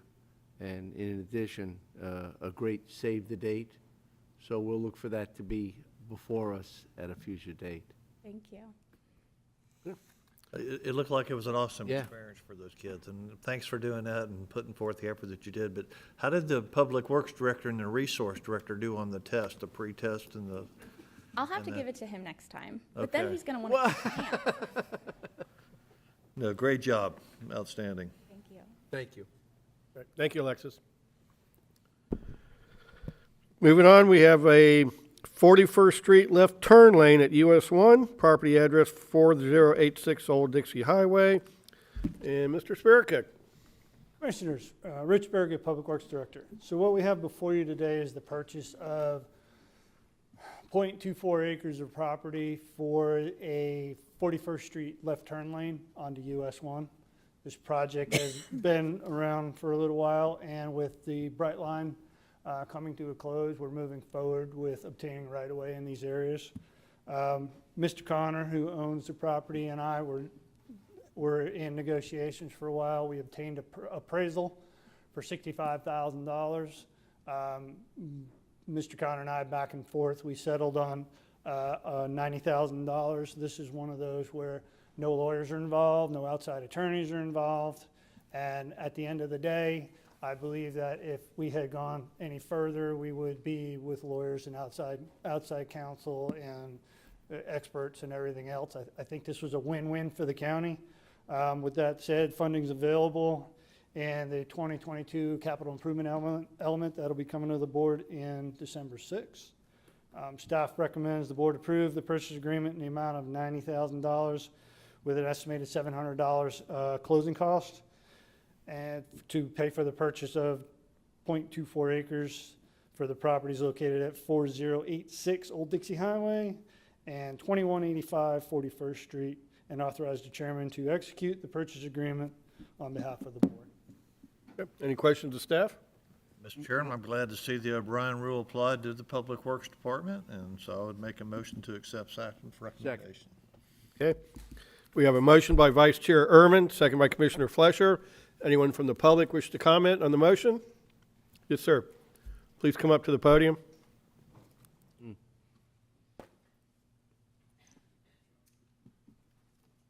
Tom Sullivan, 4187 West 16th Square off of 41st Street. That is one of the worst intersections. Basically what happens if you're heading north, you have to wait for the traffic coming west, so they back it up. It can back up almost to the high-speed train, which will be coming shortly. I'm always glad to see when public officials use initiative. And the way he did that without going through all the rigmarole of like, is it approved, isn't it approved, this person says that, I would just like to commend them. And it's going to help me a lot. Okay, thank you. Anyone else from the public wish to comment on the motion? Seeing none, all in favor signify with aye. Aye. Any opposed? That carries 5-0. Thank you, Rich. Moving to county attorney matters. The first item is authorization to proceed with foreclosure on code enforcement cases 2019-110025 and 2020-050067, and this is 560 Stony Brook Farm Court. And Susan, good morning, welcome. Good morning, Commissioners. How are y'all this morning? Wanted to go ahead and bring this next case. We have, they're the same property, and there's two different cases. There's a case from 2019 and then another case from 2020. They are cases with separate issues. I did have, if you could just give me 1 second. Thank you so much, Kim. Our PowerPoint for today. So the history on this plot is there's two separate cases. There was a 2019 case. This case in 2019 would have been a repeat violation, or was a repeat violation, I'm sorry, as there was another 2018 case prior to that. So as you can see, this property has been around for quite some time, causing some issues with code enforcement. The evidentiary hearing took place November 25th, 2019. There was an order imposed finding them in violation, and they went ahead and they came back later for a compliance hearing on December 2nd, 2019. At that point in time, I'm sorry, on January 27, 2020, they had a compliance date of December 2nd, 2019. At that time, they were found to be out of compliance, and a $100 per day fine had been started. So that fine is still accruing today, and we are now in 2022. And this was the property. This is an aerial of January 2020. And the reason why I picked the January 2020 is this case was commenced at the end of 2019.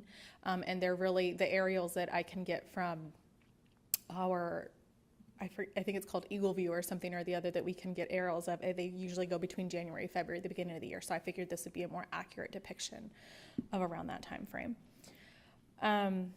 Continued history. So another case then was initiated later on in 2020. All the appropriate methods were taken, so notice was given, the property owner was informed. The evidentiary hearing took place on June 22nd, 2022. An order finding violation was issued for an expired residential building permit, expired pool and fuel gas permit, and failure to provide required pool safety barrier.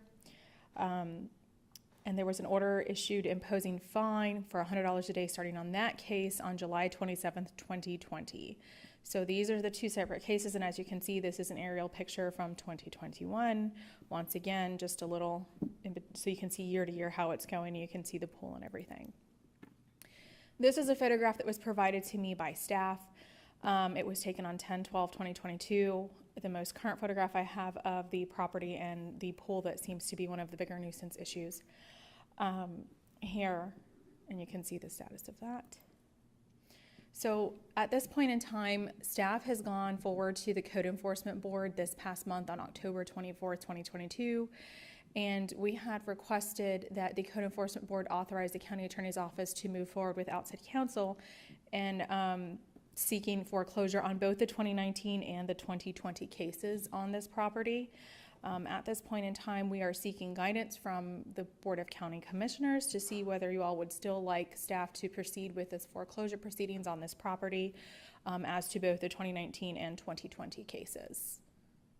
Okay. Susan, a couple things. One is, I assume the house itself has not been completed. There's no CO or anything on it. Is that correct? That's correct, and I'm sorry, it looks like Mr. Paladin is here, and I do note that Mr. Paladin was representing them for a while, and I did see him outside earlier. That'd be my next question, if we've had any communication from the owner. Mr. Paladin? Yes. Yes, I was talking to Rebecca earlier, basically on the fence situation, and that permit's being pulled in the next 2 days to put the fence up with a local fencing contractor, and that's being done. Okay, so I'll have that information. I gave the information I have to Rebecca just a little bit ago. okay, yes, because we were given, and I have an email correspondence going back and forth from right after our last Code Enforcement Board hearing on the 24th, on Friday, October 28th, from Mr. Paladin to Andy, saying that he was going to go ahead and try to get a fencing contractor in. One of the issues that did come up in Code Enforcement Board was the concern about, you know, the pool. And it not having an approved fence for safety purposes for any children in the neighborhood. So, I'm sorry, I didn't mean to interrupt you. Capital Construction, we're pulling the fence permit and hiring local fence people to do the work. And that permit will be pulled by the end of the week. thank you.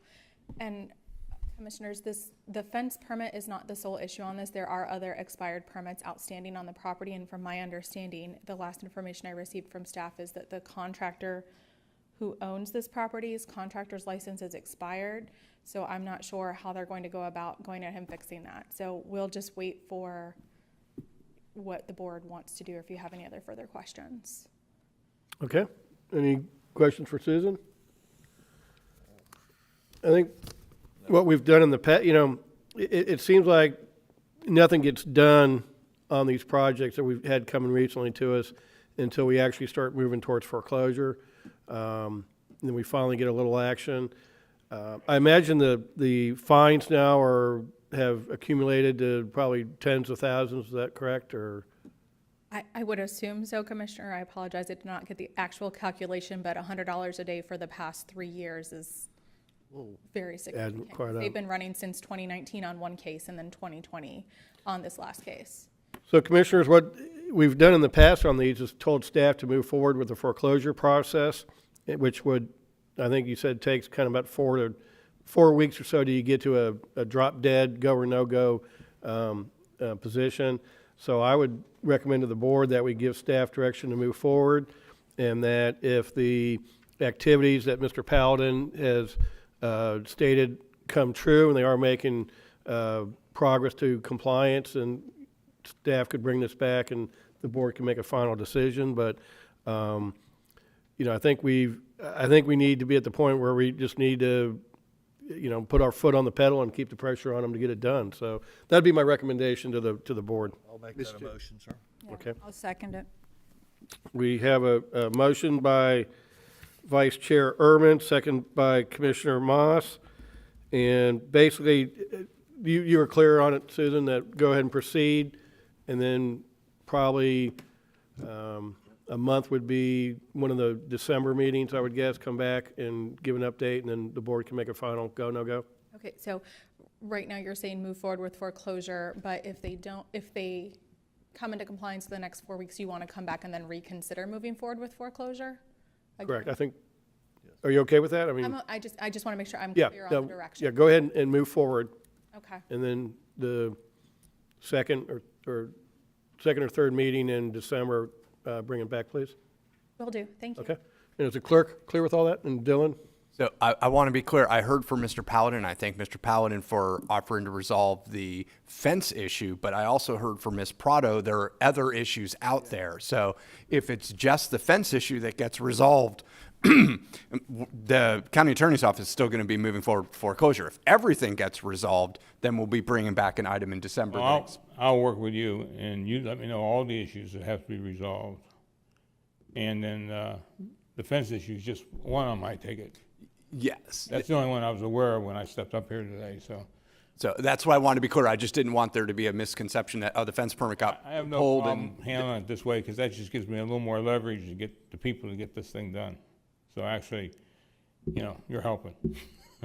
Okay. All right, so everyone's clear? Good with that? Staff, the attorney, the clerk? Okay. Is there anyone from the public that wishes to comment on the motion before us? Seeing none, all in favor signify with aye. Any opposed? That carries 5-0. Thank you, Susan.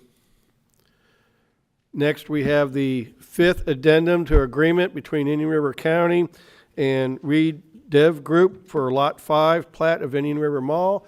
Mr. DeBraw, good morning, welcome. Good morning. Thank you, Commissioners. Bill DeBraw on behalf of the County Attorney's Office.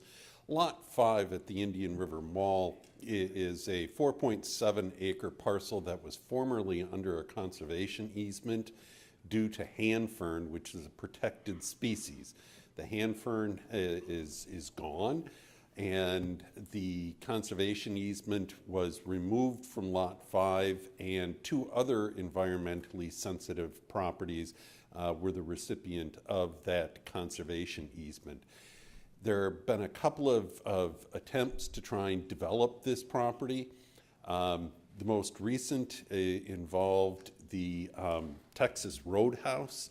They came in and asked for and received permission to build a 7,200 square foot building on the property along with two other buildings.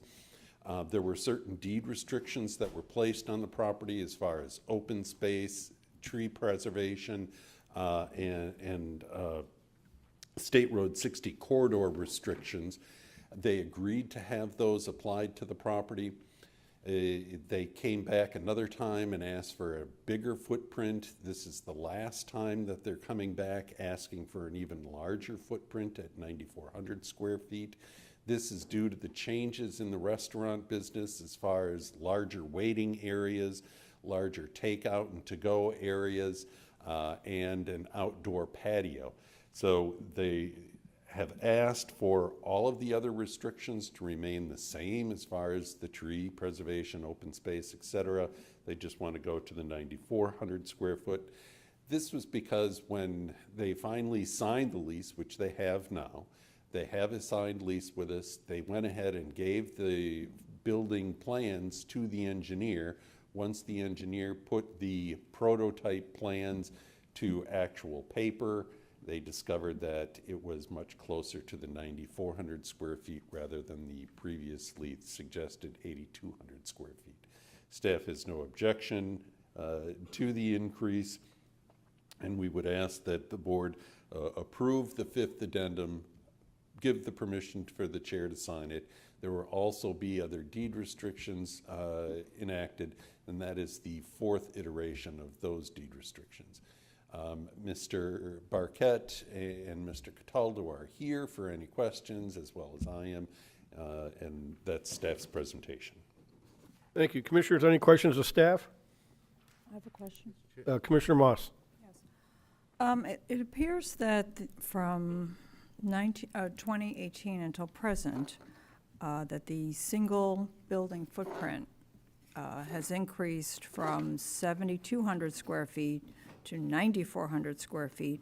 So that's approximately a 30% increase. I don't see here any increase in the alternative conservation land that it was part of this. And my concern is that had we known it was going to be 9,400 square feet back in 2018, I think the negotiation might have been different, and you might have, at that time, negotiated a larger amount of alternative conservation land. And I would hope to see an increase in the conservation land, since it is a 30% increase in the single building footprint. I'm not sure the size of the Sioux parcel and the other parcel, Mr. Barquette. Maybe you could shed some light on that as far as how big those parcels were compared to the 4.7 acres that were under conservation easement here. I don't have the figures, but Ms. Moss, you're not quite accurate. The total building size on the site is not increasing. The total amount of building space on the site is not increasing. It's just this one building will be bigger. The other two buildings will be smaller. Yeah, I understand that. That's what I said. I said single building footprint. Yeah, but that would not increase anything in conservation. The total coverage on the site is not increasing a bit. In fact, the total coverage on the site is not increasing from the last iteration we brought you. It's just that we finally got it to an engineer who took out a ruler and measured the building. The sketch that was submitted last time is the exact same sketch that you've got today. It's just that we took Roadhouse, my client took Roadhouse Grill's word for it that it was an 8,200 square foot building. And then Wesley Mills, who actually knows how to do math, said, no, the way the county measures it with the outside areas, it's really closer to 9,400 square feet. So the building itself hasn't changed from what was approved. Well, it's stated in the agreement. No, and I'll read from it. No single building footprint could exceed 7,200 square feet, with all buildings being separated by at least 50 feet. So that was what it was originally, and that's what I'm referring to. I'm referring to I understand what you're referring to, but I'm not referring to any kind of total. but you should be. The total is what's important. If I Well, may. maybe to you, but, Well, to you the know. planners as well. That's why it's in there. If I may, to help clarify some of the protections for the county that are still in place, my understanding of this fifth addendum is that there is an exceedance for 1 square footage to increase from 8,225 to 9,400. But for the protection of the county that's still in place is that the average size of all buildings are still going to hold true at the 7,200 square feet or less. So that requirement is not increasing, that will hold true, and thus the average building height will not increase. And I hope that's some consolation as to the protection for the county. And then just in answer to Commissioner Moss's question, the Alice Sioux property is 9.17 acres, and that's contiguous to the Oyster Bar Marsh Conservation Area, which is on the South Barrier Island, and the Kenner property is 10.3 acres, and that's adjacent to Spoonbill Marsh, just for more information on those. Thank you. And I appreciate that, but my point still stands. You've increased the single building footprint several times over the last 4 years without any increase in the alternative conservation land. So I personally can't support this. So let me ask you a question, Commissioner Moss, just so I can try to understand the point that I think you're trying to make. You're trying to say that the large building, which it was going to be three buildings on this property possibly, correct? The large building that we're talking about now was originally a smaller size, and it has grown bigger. In conjunction with that, the other two buildings have grown smaller. And that is what the original plan is, what we used to base the conservation property on. But your concern is, even though that was negotiated based on those things. And your concern is, even though the one building has grown smaller and the other two have grown bigger and the other two has grown smaller, keeping the proportional square footage the same, because that has gotten bigger, we should be asking for more conservation land, even though the square footage is the same? Yeah. Is that what you're saying? Yes, I mean, I'm looking Okay. at I wasn't here for the original negotiation, but I'm looking at the no single building footprint. Right, I think, vis-à-vis the alternative conservation. I think the negotiation was kind of, what was given in conservation was to make up for what might be taken off of that property. And since that the overall square footage has just been reallocated amongst the buildings versus being added to overall. In my view anyway, and I can only speak for myself since this is back up here, is that those ratios have remained the same, even though you might have one bigger box and two smaller boxes, it's still going to add up to the same number, and that overall number is what the conservation land was based on. But I can respect your position. I just was trying to seek clarification on what the issue was. Thank you. Commissioner Fletcher, or Chairman, Yes. Mr. Barquette. Commissioner Adams, that was well stated, but it's actually more basic than that. The size of the building had nothing to do with the conservation easement. The limitation on the size of the building was nothing to do with conservation. It was simply because they didn't want a big box store there. They didn't want a sports authority or a Dick's Sporting Goods. It had nothing, zero to do with conservation. Thank you for clarifying. I misspoke. Thank you. Commissioner Fletcher. Also, as Council brought out, let's go back to the very reason why that was held in conservation and what was there that's not there now. It's a very valid point. With that, Mr. Chair, I'd like to move staff recommendation. We have a motion from Commissioner Fletcher, second by Vice Chair Ehrman, to approve staff recommendation. Is there anyone from the audience that wishes to comment on the motion before us? Seeing none, all in favor signify with aye. Aye. Any opposed? Opposed? Nay. That motion carries 4-1 with Commissioner Moss opposed. Thank you, Bill. We move on to commissioner matters. We have Commissioner or Vice Chair Ehrman, discussion on water farming in a proposed 260-acre reservoir directly south of the West Regional Wastewater Treatment Plant. Vice Chairman Ehrman. Thank you, Mr. Chairman. I don't know if I'd necessarily describe this as water farming. That's just one of the best phrases we can take care of, and it seems what people are familiar with. We're talking about this of taking stormwater, again, as we did on the previous proposal that I brought up a year ago with reference to moving the water west. In our discussions with staff, with Public Works, with County Administrator, and in discussions we had a joint meeting, or not a joint meeting, we had all the representatives from St. John's River Water Management District come down, and we had a meeting with them and a meeting with the St. John's Improvement District folks also. And the original plan, if you remember, my move water west was to basically take the water out of the 4th Street Canal, dig a canal and connect it to the St. John's Improvement District system that eventually flows into the upper St. John's Basin, which flows under 60 right there. While that has merit, and it's still a possibility, and you'll see where it still has possibility when we talk about this plan, it seemed the overall consensus was from the St. John's River Water Management folks, and even some questions from the St. John's Improvement District folks, was, are we going to move enough water through that system at any given time to really make a difference? Kind of a question that's tough to really answer until you actually do it, but they didn't really seem to think so, and it would require some additional testing, and there were some additional concerns from the St. John's Improvement District. Nobody said no. And when I show you the slides, I'll show you where this could happen in the future.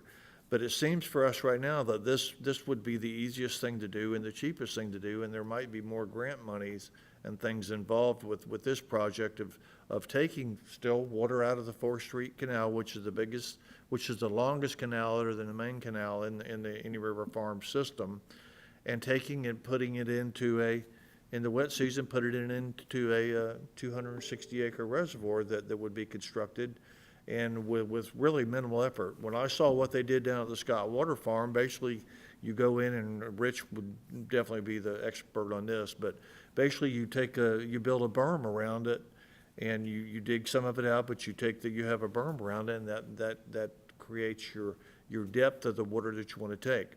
And I see no reason in this case that we couldn't do that with grant money out there and money that we have to keep stormwater out of the lagoon and put it in this 260-acre lake or next to the West Wastewater Treatment Plant and incorporate it with that if we need to, but also open this up to some recreation with small boat, electric motors, fishing type things. I mean, 260-acre lake's a pretty big lake that would be good for very small, ungasoline powered craft, and you could even integrate possibly a park or a walking trail around it. But let me go ahead and go to the slides, and we'll show you exactly what we're talking about here.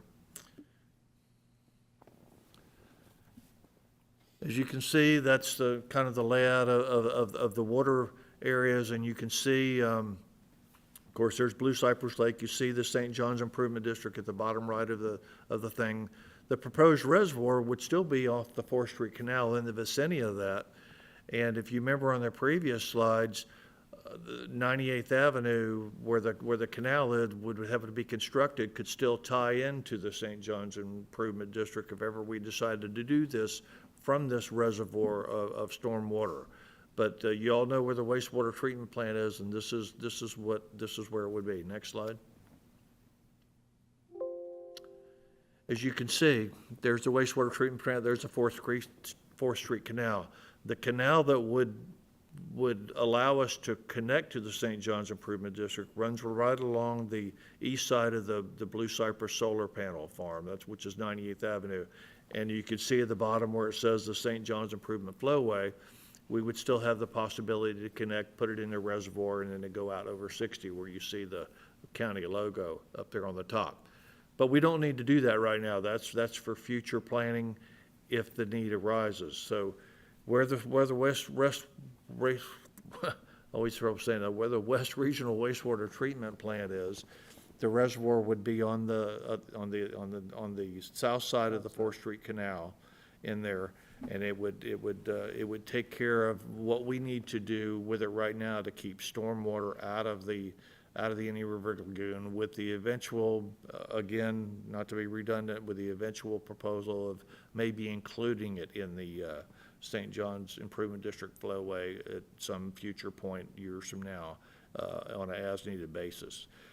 I can tell you that there's been talk, and I'm just speaking what I've heard in the rumor mill and what I've heard from executives from South Florida and the St. John's River Water Management District, that you could see eventually out in this whole area, in the 25,000 acres or somewhere out between the breakdown of where the St. John's River Water Management District takes water to the north and the South Florida Water Management District takes water to the south, which is basically on this line where St. John's Improvement District is, and to the west. There's talk of someday doing something similar to the EEA reservoir that's south of Lake Okeechobee, of making this a basin for water due to water use from communities that the St. John's River might need additional water that could possibly move some of that water that's going into the Caloosahatchee and the St. Lucie River, moving it north. That there's been some serious talk about that, and those groups are both exploring that option in this area. So not to say that we're getting ahead of ourselves. I'm getting off subject here. I'm just telling you that there is future plans in that area to possibly do something on a grand scale. But let's go back to our small scale thing, is that this would also fit into whatever model they come up with in the next 10 to 25 years.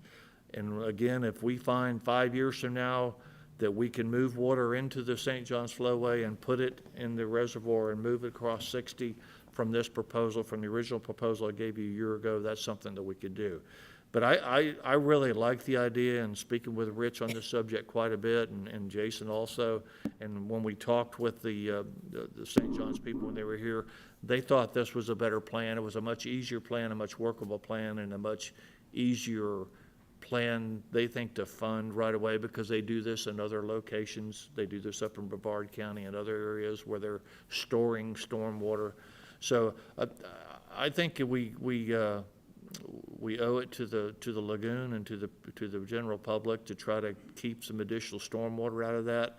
If we do it and the city gets their plan going with taking 3 million gallons a day, out of the main canal and other projects that we can do, I think we'd be way ahead of, we'd be way ahead of the curve and doing a whole lot of good for the lagoon. Some people might question, well, you know, like the Scott Water Farm when I went down there, which is, basically you can see it on the corner of your screen down there on the bottom left. It's kind of where the location is that they built an 6,000 acre and a 2,000 acre lake or holding area. Well, you can do a lot with 260. You don't need a 2,000 acre one. You can do a lot with 260, and there's not any reason that we can't do this in the northern section of the county, still in the Indian River Farms Water Control District, of doing other areas where we build reservoirs to hold stormwater. And the idea of holding that stormwater is you take it in the wet season and you let it out in the dry season if you have to, but maybe, you know, with our rain fluctuation here and there, you work it, and there's people that are a lot smarter than I am on how to do that. But I would present to you that this idea is a valid idea, and that it's a good idea to move forward. At least do the proposals on it, get the information, have staff look into it to do this. I think there's some funding out there, obviously through the St. Johns River Water Management District, through the Lagoon Council, possibly through the Game and Fish and other areas and other groups that we could do. So I think a lot of it could be paid for. So is there one? I think there's another slide. Or is that all of them? Yeah, there's a closer view of it. You can see right there. So I mean, that'd be a pretty good lake. It'd be in a good location. You know, you could open it up to some park stuff. You could actually open it up to some fishing again with small boats with electric motors or kayaks and things like that to go fishing on. And I think it'd be a win-win, and it could possibly, we could integrate it with the wastewater regional treatment plant if needed. Those are just some thoughts. So I would like to ask that we have staff proceed to investigate this proposed reservoir and see where we can go with it. I think it'd be a benefit to the Indian River Lagoon and to the county as a whole. Okay, thank you, Vice Chair Ehrman. Commissioner Adams. Yeah, I have a few questions. One, so it's not going to be a water farm, it's going to be a reservoir, because there are depth differences there. Right. Okay. Right. So then we're not talking about putting in plantings to treat the water? Because a reservoir would really, I mean, what is your thought on it? What are you envisioning is what I'm trying to figure out. I just want to take the stormwater out of the lagoon, out of the canal system that's going into the lagoon every day, along with the other projects that we have, and hopefully the city and others, that we can have this reservoir to store stormwater. Because I think that And I think we should do everything to keep it as clean as possible, and especially if we want to open it up for any type of recreation in the future. Right. And so that leads to my second question. There's a difference between storage and treatment and how you set up the space to accomplish those goals. But we, if you recall, a couple of months ago had somebody come to speak to us with concerns about the West Regional Water Treatment Facility because they couldn't go in and go birding anymore. And the fire ants were like horrendous, and the board and all those things had dropped to, in their opinion, a level that wasn't an amenity anymore. And I believe we had to remind them that that's really not a park. It's a water treatment facility. It's a utilities facility. And I just want to caution as we go down this path of exploring options here, we purchased this property to kind of buttress up against the West Regional Treatment Facility because we were having issues with discharge levels at the West Regional and new DEP requirements. And the thought was this could be something that we could use to expand that facility to help offset some of those issues that we were already having. So if if first and foremost, this is a utilities project and a utilities property, it could serve the same function that you're talking about. I think, you know, water storage and what needs to happen there could possibly be combined, but I would very much caution us into going down the path of also turning it into a recreational facility and amenity, because if it's going to be utilities and stormwater, it needs to function as that versus the other, because the Oslo Park, what is it, Osprey Acres. Osprey Acres is a whole completely separate animal than what this would sound like it would be. And that was designed specifically to do some stormwater cleaning, but also to be a recreational amenity. And it's not there to also function as the utilities function. I think when we throw the utilities function into it, it's harder to make those recreational amenities and still function as a utilities project. I can tell you that it's not connected. We're not talking about a connection here between the two. Jason and I discussed it. I mean, he and Rich can probably answer that question better than I can with regards to what function it would serve to enhance, if it can enhance the West Wastewater Treatment Plant. Yeah, I thought it was very easy to make that connection, and we had talked about that at the time. Right, and so if you go back to when we purchased this property, it was primarily purchased as a utility wastewater treatment additional area. However, it was contemplated that we might do some stormwater treatment there as well. So if you look at the funding of it, when we purchased it, it was 60% came from utilities, 30% of it came from sales tax for stormwater type purposes. So we have kind of envisioned maybe a combined project that could do both of these. I think it, as to Commissioner Adams' point, I think it is important to realize that the initial impetus for the purchase was for additional treatment and storage capacity for wastewater.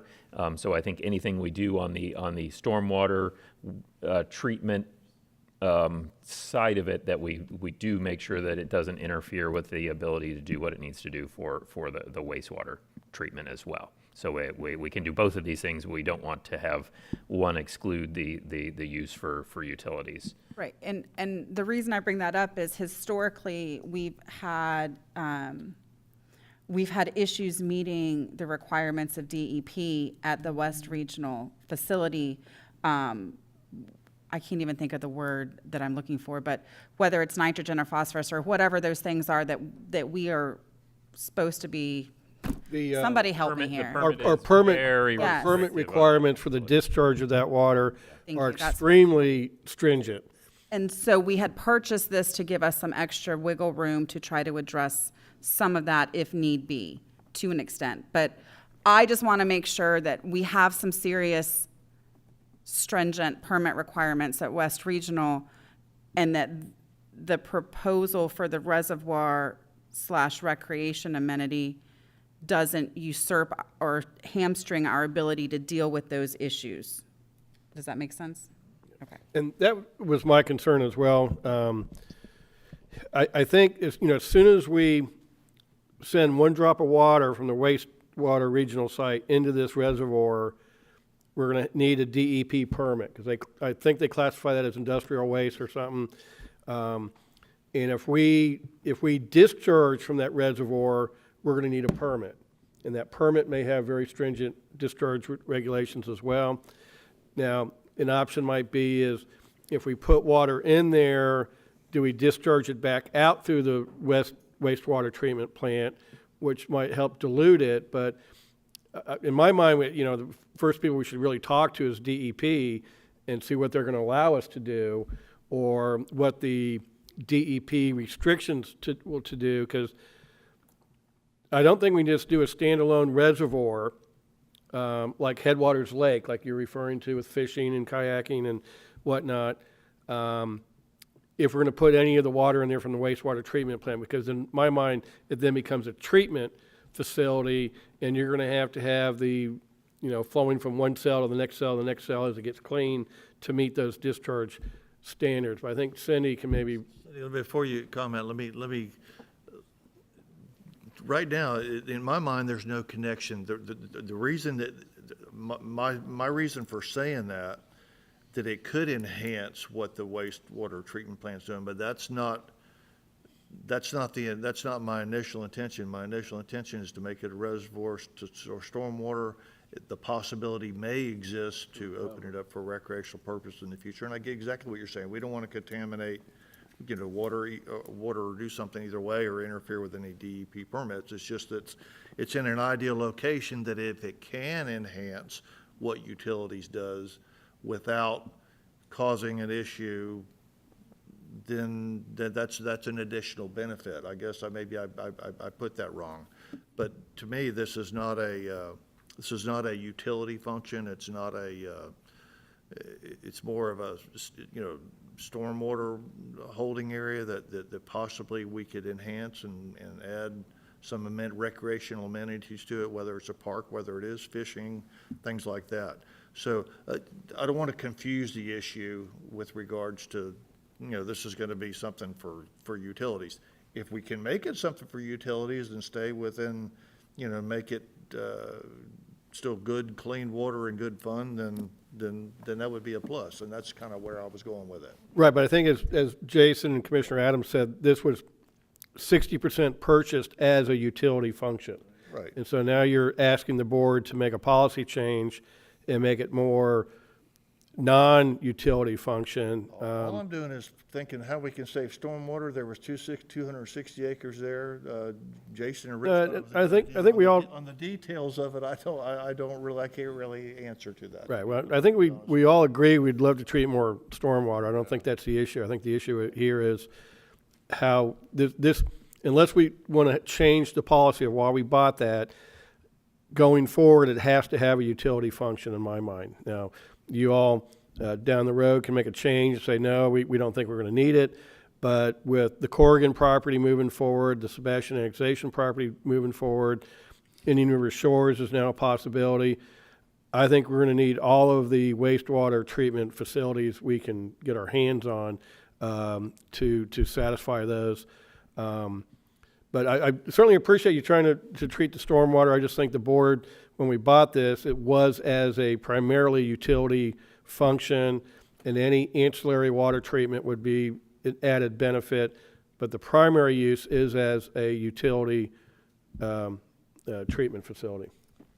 Well, that was my proposal, to have this proposal, have it move forward, to have staff investigate it and see what the cans and do's are, and or the don'ts as to what we can do with it. Okay. Well, my thought would be first to have staff talk with DEP and see what they, can we blend the two? If we do blend it, what's our discharge requirements? Can we pump it back into wastewater? Do we have to have a separate discharge? And if there's a separate discharge, what's our discharge requirements, things like that. But the ultimate driver of this will be DEP telling us what we can and can't do, in my mind. So that's what we need to find out. Okay. Cindy, I'm sorry, we let you stand in there for a while. That's okay. And we're certainly open to looking into everything. Definitely permit modifications would be required, but there's a very important, fairly new restriction placed on the utility for effluent discharge with the passing of Senate Bill 64. We are no longer going to be allowed to discharge our effluent anywhere where it meets another water body. So there would be some serious concerns on the utility part, not that we don't want to do a joint venture or, we went into this as a joint venture with Stormwater and Parks thinking it was going to be a joint facility to open up to the public, but with this passing of Senate Bill 64, and I can't answer this right now, I can only tell you what we've read so far, what we've investigated so far. There's going to be some very restringent deadlines. In fact, we're going to have to abandon discharging into our wetlands that were so infamous and enjoyed by the community for a long time for bird watching and things because of Senate Bill 64. So my only concern with this as far as representing the utility department, is that we don't lose the function for utility and be able to meet the restrictions with Senate Bill 64. And that is going to take some joint meetings, obviously some permit modifications to even see if this is feasible to use it for this type of site anymore, because of our restriction of not being allowed anymore to discharge that effluent anywhere where it's going to meet another water body. So Senate Bill 64 really put some new really puts the regulations kibosh on on a us, lot of and things, yeah. we have a 2032 deadline to meet those constraints. So I just want everybody to be, I just want to be upfront with everybody that there's definitely some challenges because of that. And we certainly would be willing to investigate them, of course. And staff would be happy to explore those, and we need to. Senate Bill 64 did complicate things, and we always anticipated having that as additional storage. But for instance, and redirect me if I'm going wrong here, Cindy or Rich, but our permit, aside from being very, very restrictive, much more than our other wastewater treatment permits, while the wetlands that are there, the 83 acres that we have there, were designed to provide additional treatment to the water, and then there's a discharge into the canal potentially. What they measure us at is not the water quality after it's gone through the wetlands, it's the water quality coming out of the main plant going into the wetlands. So we've always contemplated that if we do another project, we'd need to get a permit modification so that they're measuring us at the discharge point, not at somewhere upstream. And the hope is we could do that. And I say all that to say that it can be complicated working with DEP on this stuff. And I think we had contemplated initially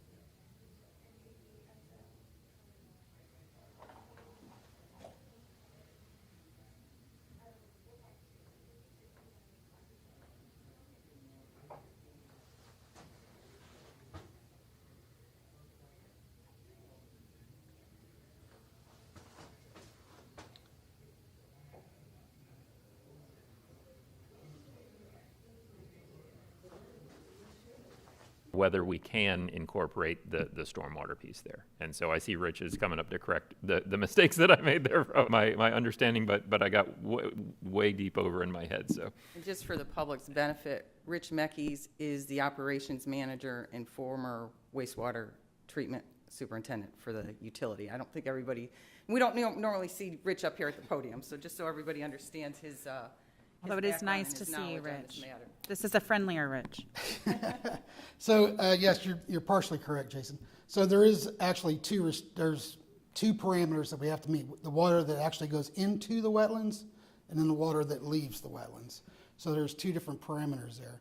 Currently, our water that is leaving the wetlands is a better quality than what's in the canal. And we kind of, because Senate Bill 64 is going to stop us from discharging, we kind of played our case to them that the water we're putting in there is better than the water that's in there. It's better than the canal, so it's actually improving the canal water. And we were unsuccessful, and what they granted us was a limited wet weather discharge currently, and that's coming up in our new permit. So Senate Bill 64 came out, 2032, we can no longer discharge any water. We will not be able, as far as that rule is written now, we will not be able to add any wastewater to stormwater and discharge it anywhere. It's not going to be possible. The state is pushing for, one water, as they call it. So it's a indirect or direct potable type situations, and they really want us to have a zero discharge. One of our facilities currently is a zero discharge, which is our central plant. So there is no other discharge. It has to go to reused water. So we don't have that at the West Plant. We always had the wetlands. But as of 2032, we're not going to have access to the wetlands. So in the event that we put water into the wetlands and we get a storm, 6 inches of rain and we have a discharge, we're actually in violation because we put wastewater in there, and now that wastewater, even though we get all the rain, is going to go into that canal. So a couple of things happened. The Senate Bill 712, which has the advanced wastewater treatment, put in some regulations for all wastewater facilities going forward. So it's a 5-5-3-1 rule is what they call it. 5 BOD, less than 5 TSS, less than 3 nitrogen, and less than 1 phosphorus. So all of our facilities are going to have to meet that. So currently the west and the south are within compliance with that. Our central plant is not. We did a pilot survey. We're able to add some chemicals to it or a carbon source and get to those levels. So we're going to be okay as far as 712 is concerned. But when Senate Bill 64 came out, that was kind of the killer for the wetlands. So, you know, as far as, you know, we'd love to do some kind of joint project. But we're not going to be able to mix the waters at this point. So it would have to be 2 separate things. In our reuse master plan, we looked at that site. We actually purchased that site for future, you know, future expansion. So we looked at that site as a possible deep well site to get rid of our water, or some type of evaporation, transpiration situation like a pond with no discharge, or maybe do something that's called an ASR, aquifer storage and recovery. So you actually put the water in the ground during the wet time, and in the dry time, then you pull that water back out and send it out for reuse. So we looked at several things, and we even discussed, you know, at some point we're going to need another water plant probably in the west part of the county. So, I mean, there's several options for that property. So, you know, I would hope to preserve, you know, a good chunk of that for the utilities because we're probably going to need it. But, you know, there may be some ability for us to work together on it in some way. And the other thing, I don't know if there's maybe properties to the west that could be purchased for what you're talking about versus this property. I don't know. Well, that was my whole drive behind this, because it was brought to my attention. We had that property there. I understand that, you know, it was bought with utilities money, so it should stay with utilities unless we did change the policy. But this is just where we're going. My whole intent was we'll take stormwater out of the 4th Street Canal, put it in a reservoir, make a lake out of it, and do that. There was never intent for it to be a connection or anything like that. When this was brought to even staff on the staff level, when we talked about it, it was just to remove stormwater out of the Indian River Farms Canal from keeping them from going in the lagoon. And again, to repeat myself, if it could have been used to enhance what's being done at the wastewater treatment plant, that would be an additional bonus. But that was never the intention of this to do it. So that's where I'm going with this. I would like staff to investigate this further to see if it could be used for the purposes that I'm talking about using it for. If it can't, then we need to drop back and punt and see if we can find something else. I mean, that's really, I don't want to make this any more technical than we've made it. I know it's a technical question when you're involving utilities and the discharges and stuff like that. And I get it, and I understand how important that is, and I don't want to jeopardize that. But I think we need to look at this further to see if this is a project that we can do. If not there, maybe we can do it just west of it or south of it or something. So that's kind of where I want staff to kind of run with this and see what we can find out. Hey, Rich, how large in acres is the west plant? Well, the whole wetland site is 130 acres, Okay. Wetted acres. So the site itself is probably, I don't know, 150 total, you know, including the plant, you know, and there's other things also. We have a maintenance shop in the back. Right, okay. That's run by. So, you know, I'm all for staff taking a look at this, and maybe one option would be to make it, you know, 2 separate reservoirs. You know, put a dike down the middle and have 100 acres available for your reservoir thing, and then 160 acres available for extra wastewater treatment. My guess is you might have to line it to make sure there's no, you know, transfer between the dikes, but that could be a possibility to, you know, the only way I see get dual purpose out of it is to have separate sections. But that could, again, just we need to talk to DEP and see what we can do, but But there might almost be some additional properties out there in the water. The only reason this worked well, because it would be, it'd be consistent with the original plan if we ever wanted to move water west, and we had the ability to run it through the plumbing that already exists with the St. John's Improvement District going into the, St. John's Basin which is right on the other side of 60. You can drive, if you drive over 60, you drive by it all the time. The location was so good for this one. So I Not that think, there's not other ones that we couldn't even look to purchase. so I think, staff, you have enough direction to dig into this and see what options are available for us out there. Is everybody kind of good with that? And then Commissioner Adams? Are you guys going through your, I'm sorry, I know the conversation was almost over and I inserted myself. Aren't you guys going through a utilities master plan process? Or is that contemplated for next budget? We haven't started it yet. You haven't started it yet? But part of that process would be assessing this particular property. Yeah, absolutely. When are you starting that process? This current fiscal year? So maybe instead of everybody looking into it separately, we wrap that question up in the master planning process, because you guys are going to determine if and what you might need this property for. And in the meantime, we can look for what might be available out there. Because you can kind of do, Rich Speark in the back is going to yell at me, but you can kind of do stormwater anywhere. You can't really do utilities anywhere. So maybe we can look for other properties, and that way assessing this rolls through the process you're already undertaking instead of a whole nother separate process that might not be integrated with the rest of the utilities plan, as a thought. Well, as another thought, and I'm just kind of thinking about this as we're talking, if the wetlands is unusable as far as wastewater treatment, it certainly could be usable for stormwater treatment. Yeah. And it's already there, and it's already got the cells, and it's already got everything it needs. And the boardwalk. So, we need to look at it further. There could be a lot of good things that could happen from this. So, and that would be something that you would determine during your master plan process too. Right. So maybe we just kind of need to keep working on other options, but let the master planning process work out so we have a better understanding of what utilities needs, not only with this particular property, but throughout the county. Then we can make a decision about reservoirs, whether maybe the wetlands opens up or this isn't needed, or whatever the case may be.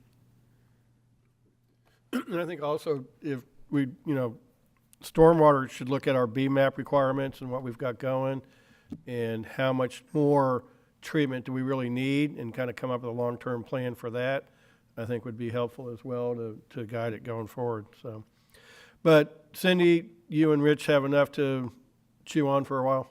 Yes, and just to add to Commissioner Adams' point, since we are already planning on doing this master plan, we can modify what we intended to do with that to make sure we incorporate probably a joint effort with Rich.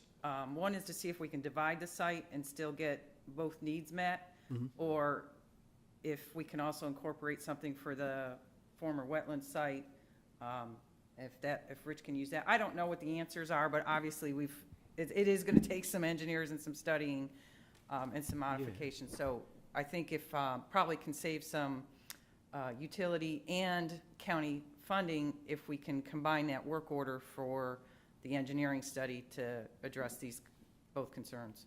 Okay. And I think this has been a good conversation. We've gotten some good direction from the board on things that we need to pursue on both of these avenues, and see what, and we can bring back that which is feasible and that which is possible based on the regulatory framework that's out there for plans of what best to do with the property. It's just my goal to try to keep stormwater out of the lagoon, and we're doing our part. We're doing a great job so far, and we need to continue the efforts that we're doing so far with what we're doing to help that lagoon. Okay. We've already completed the emergency services district, so that concludes the agenda. Is there anything from the commissioners for the good of the community? It's election day. Don't forget to vote. Thank you, Commissioner Adams. And with that, we're adjourned. Bobblehead. know how it leaked out that he was.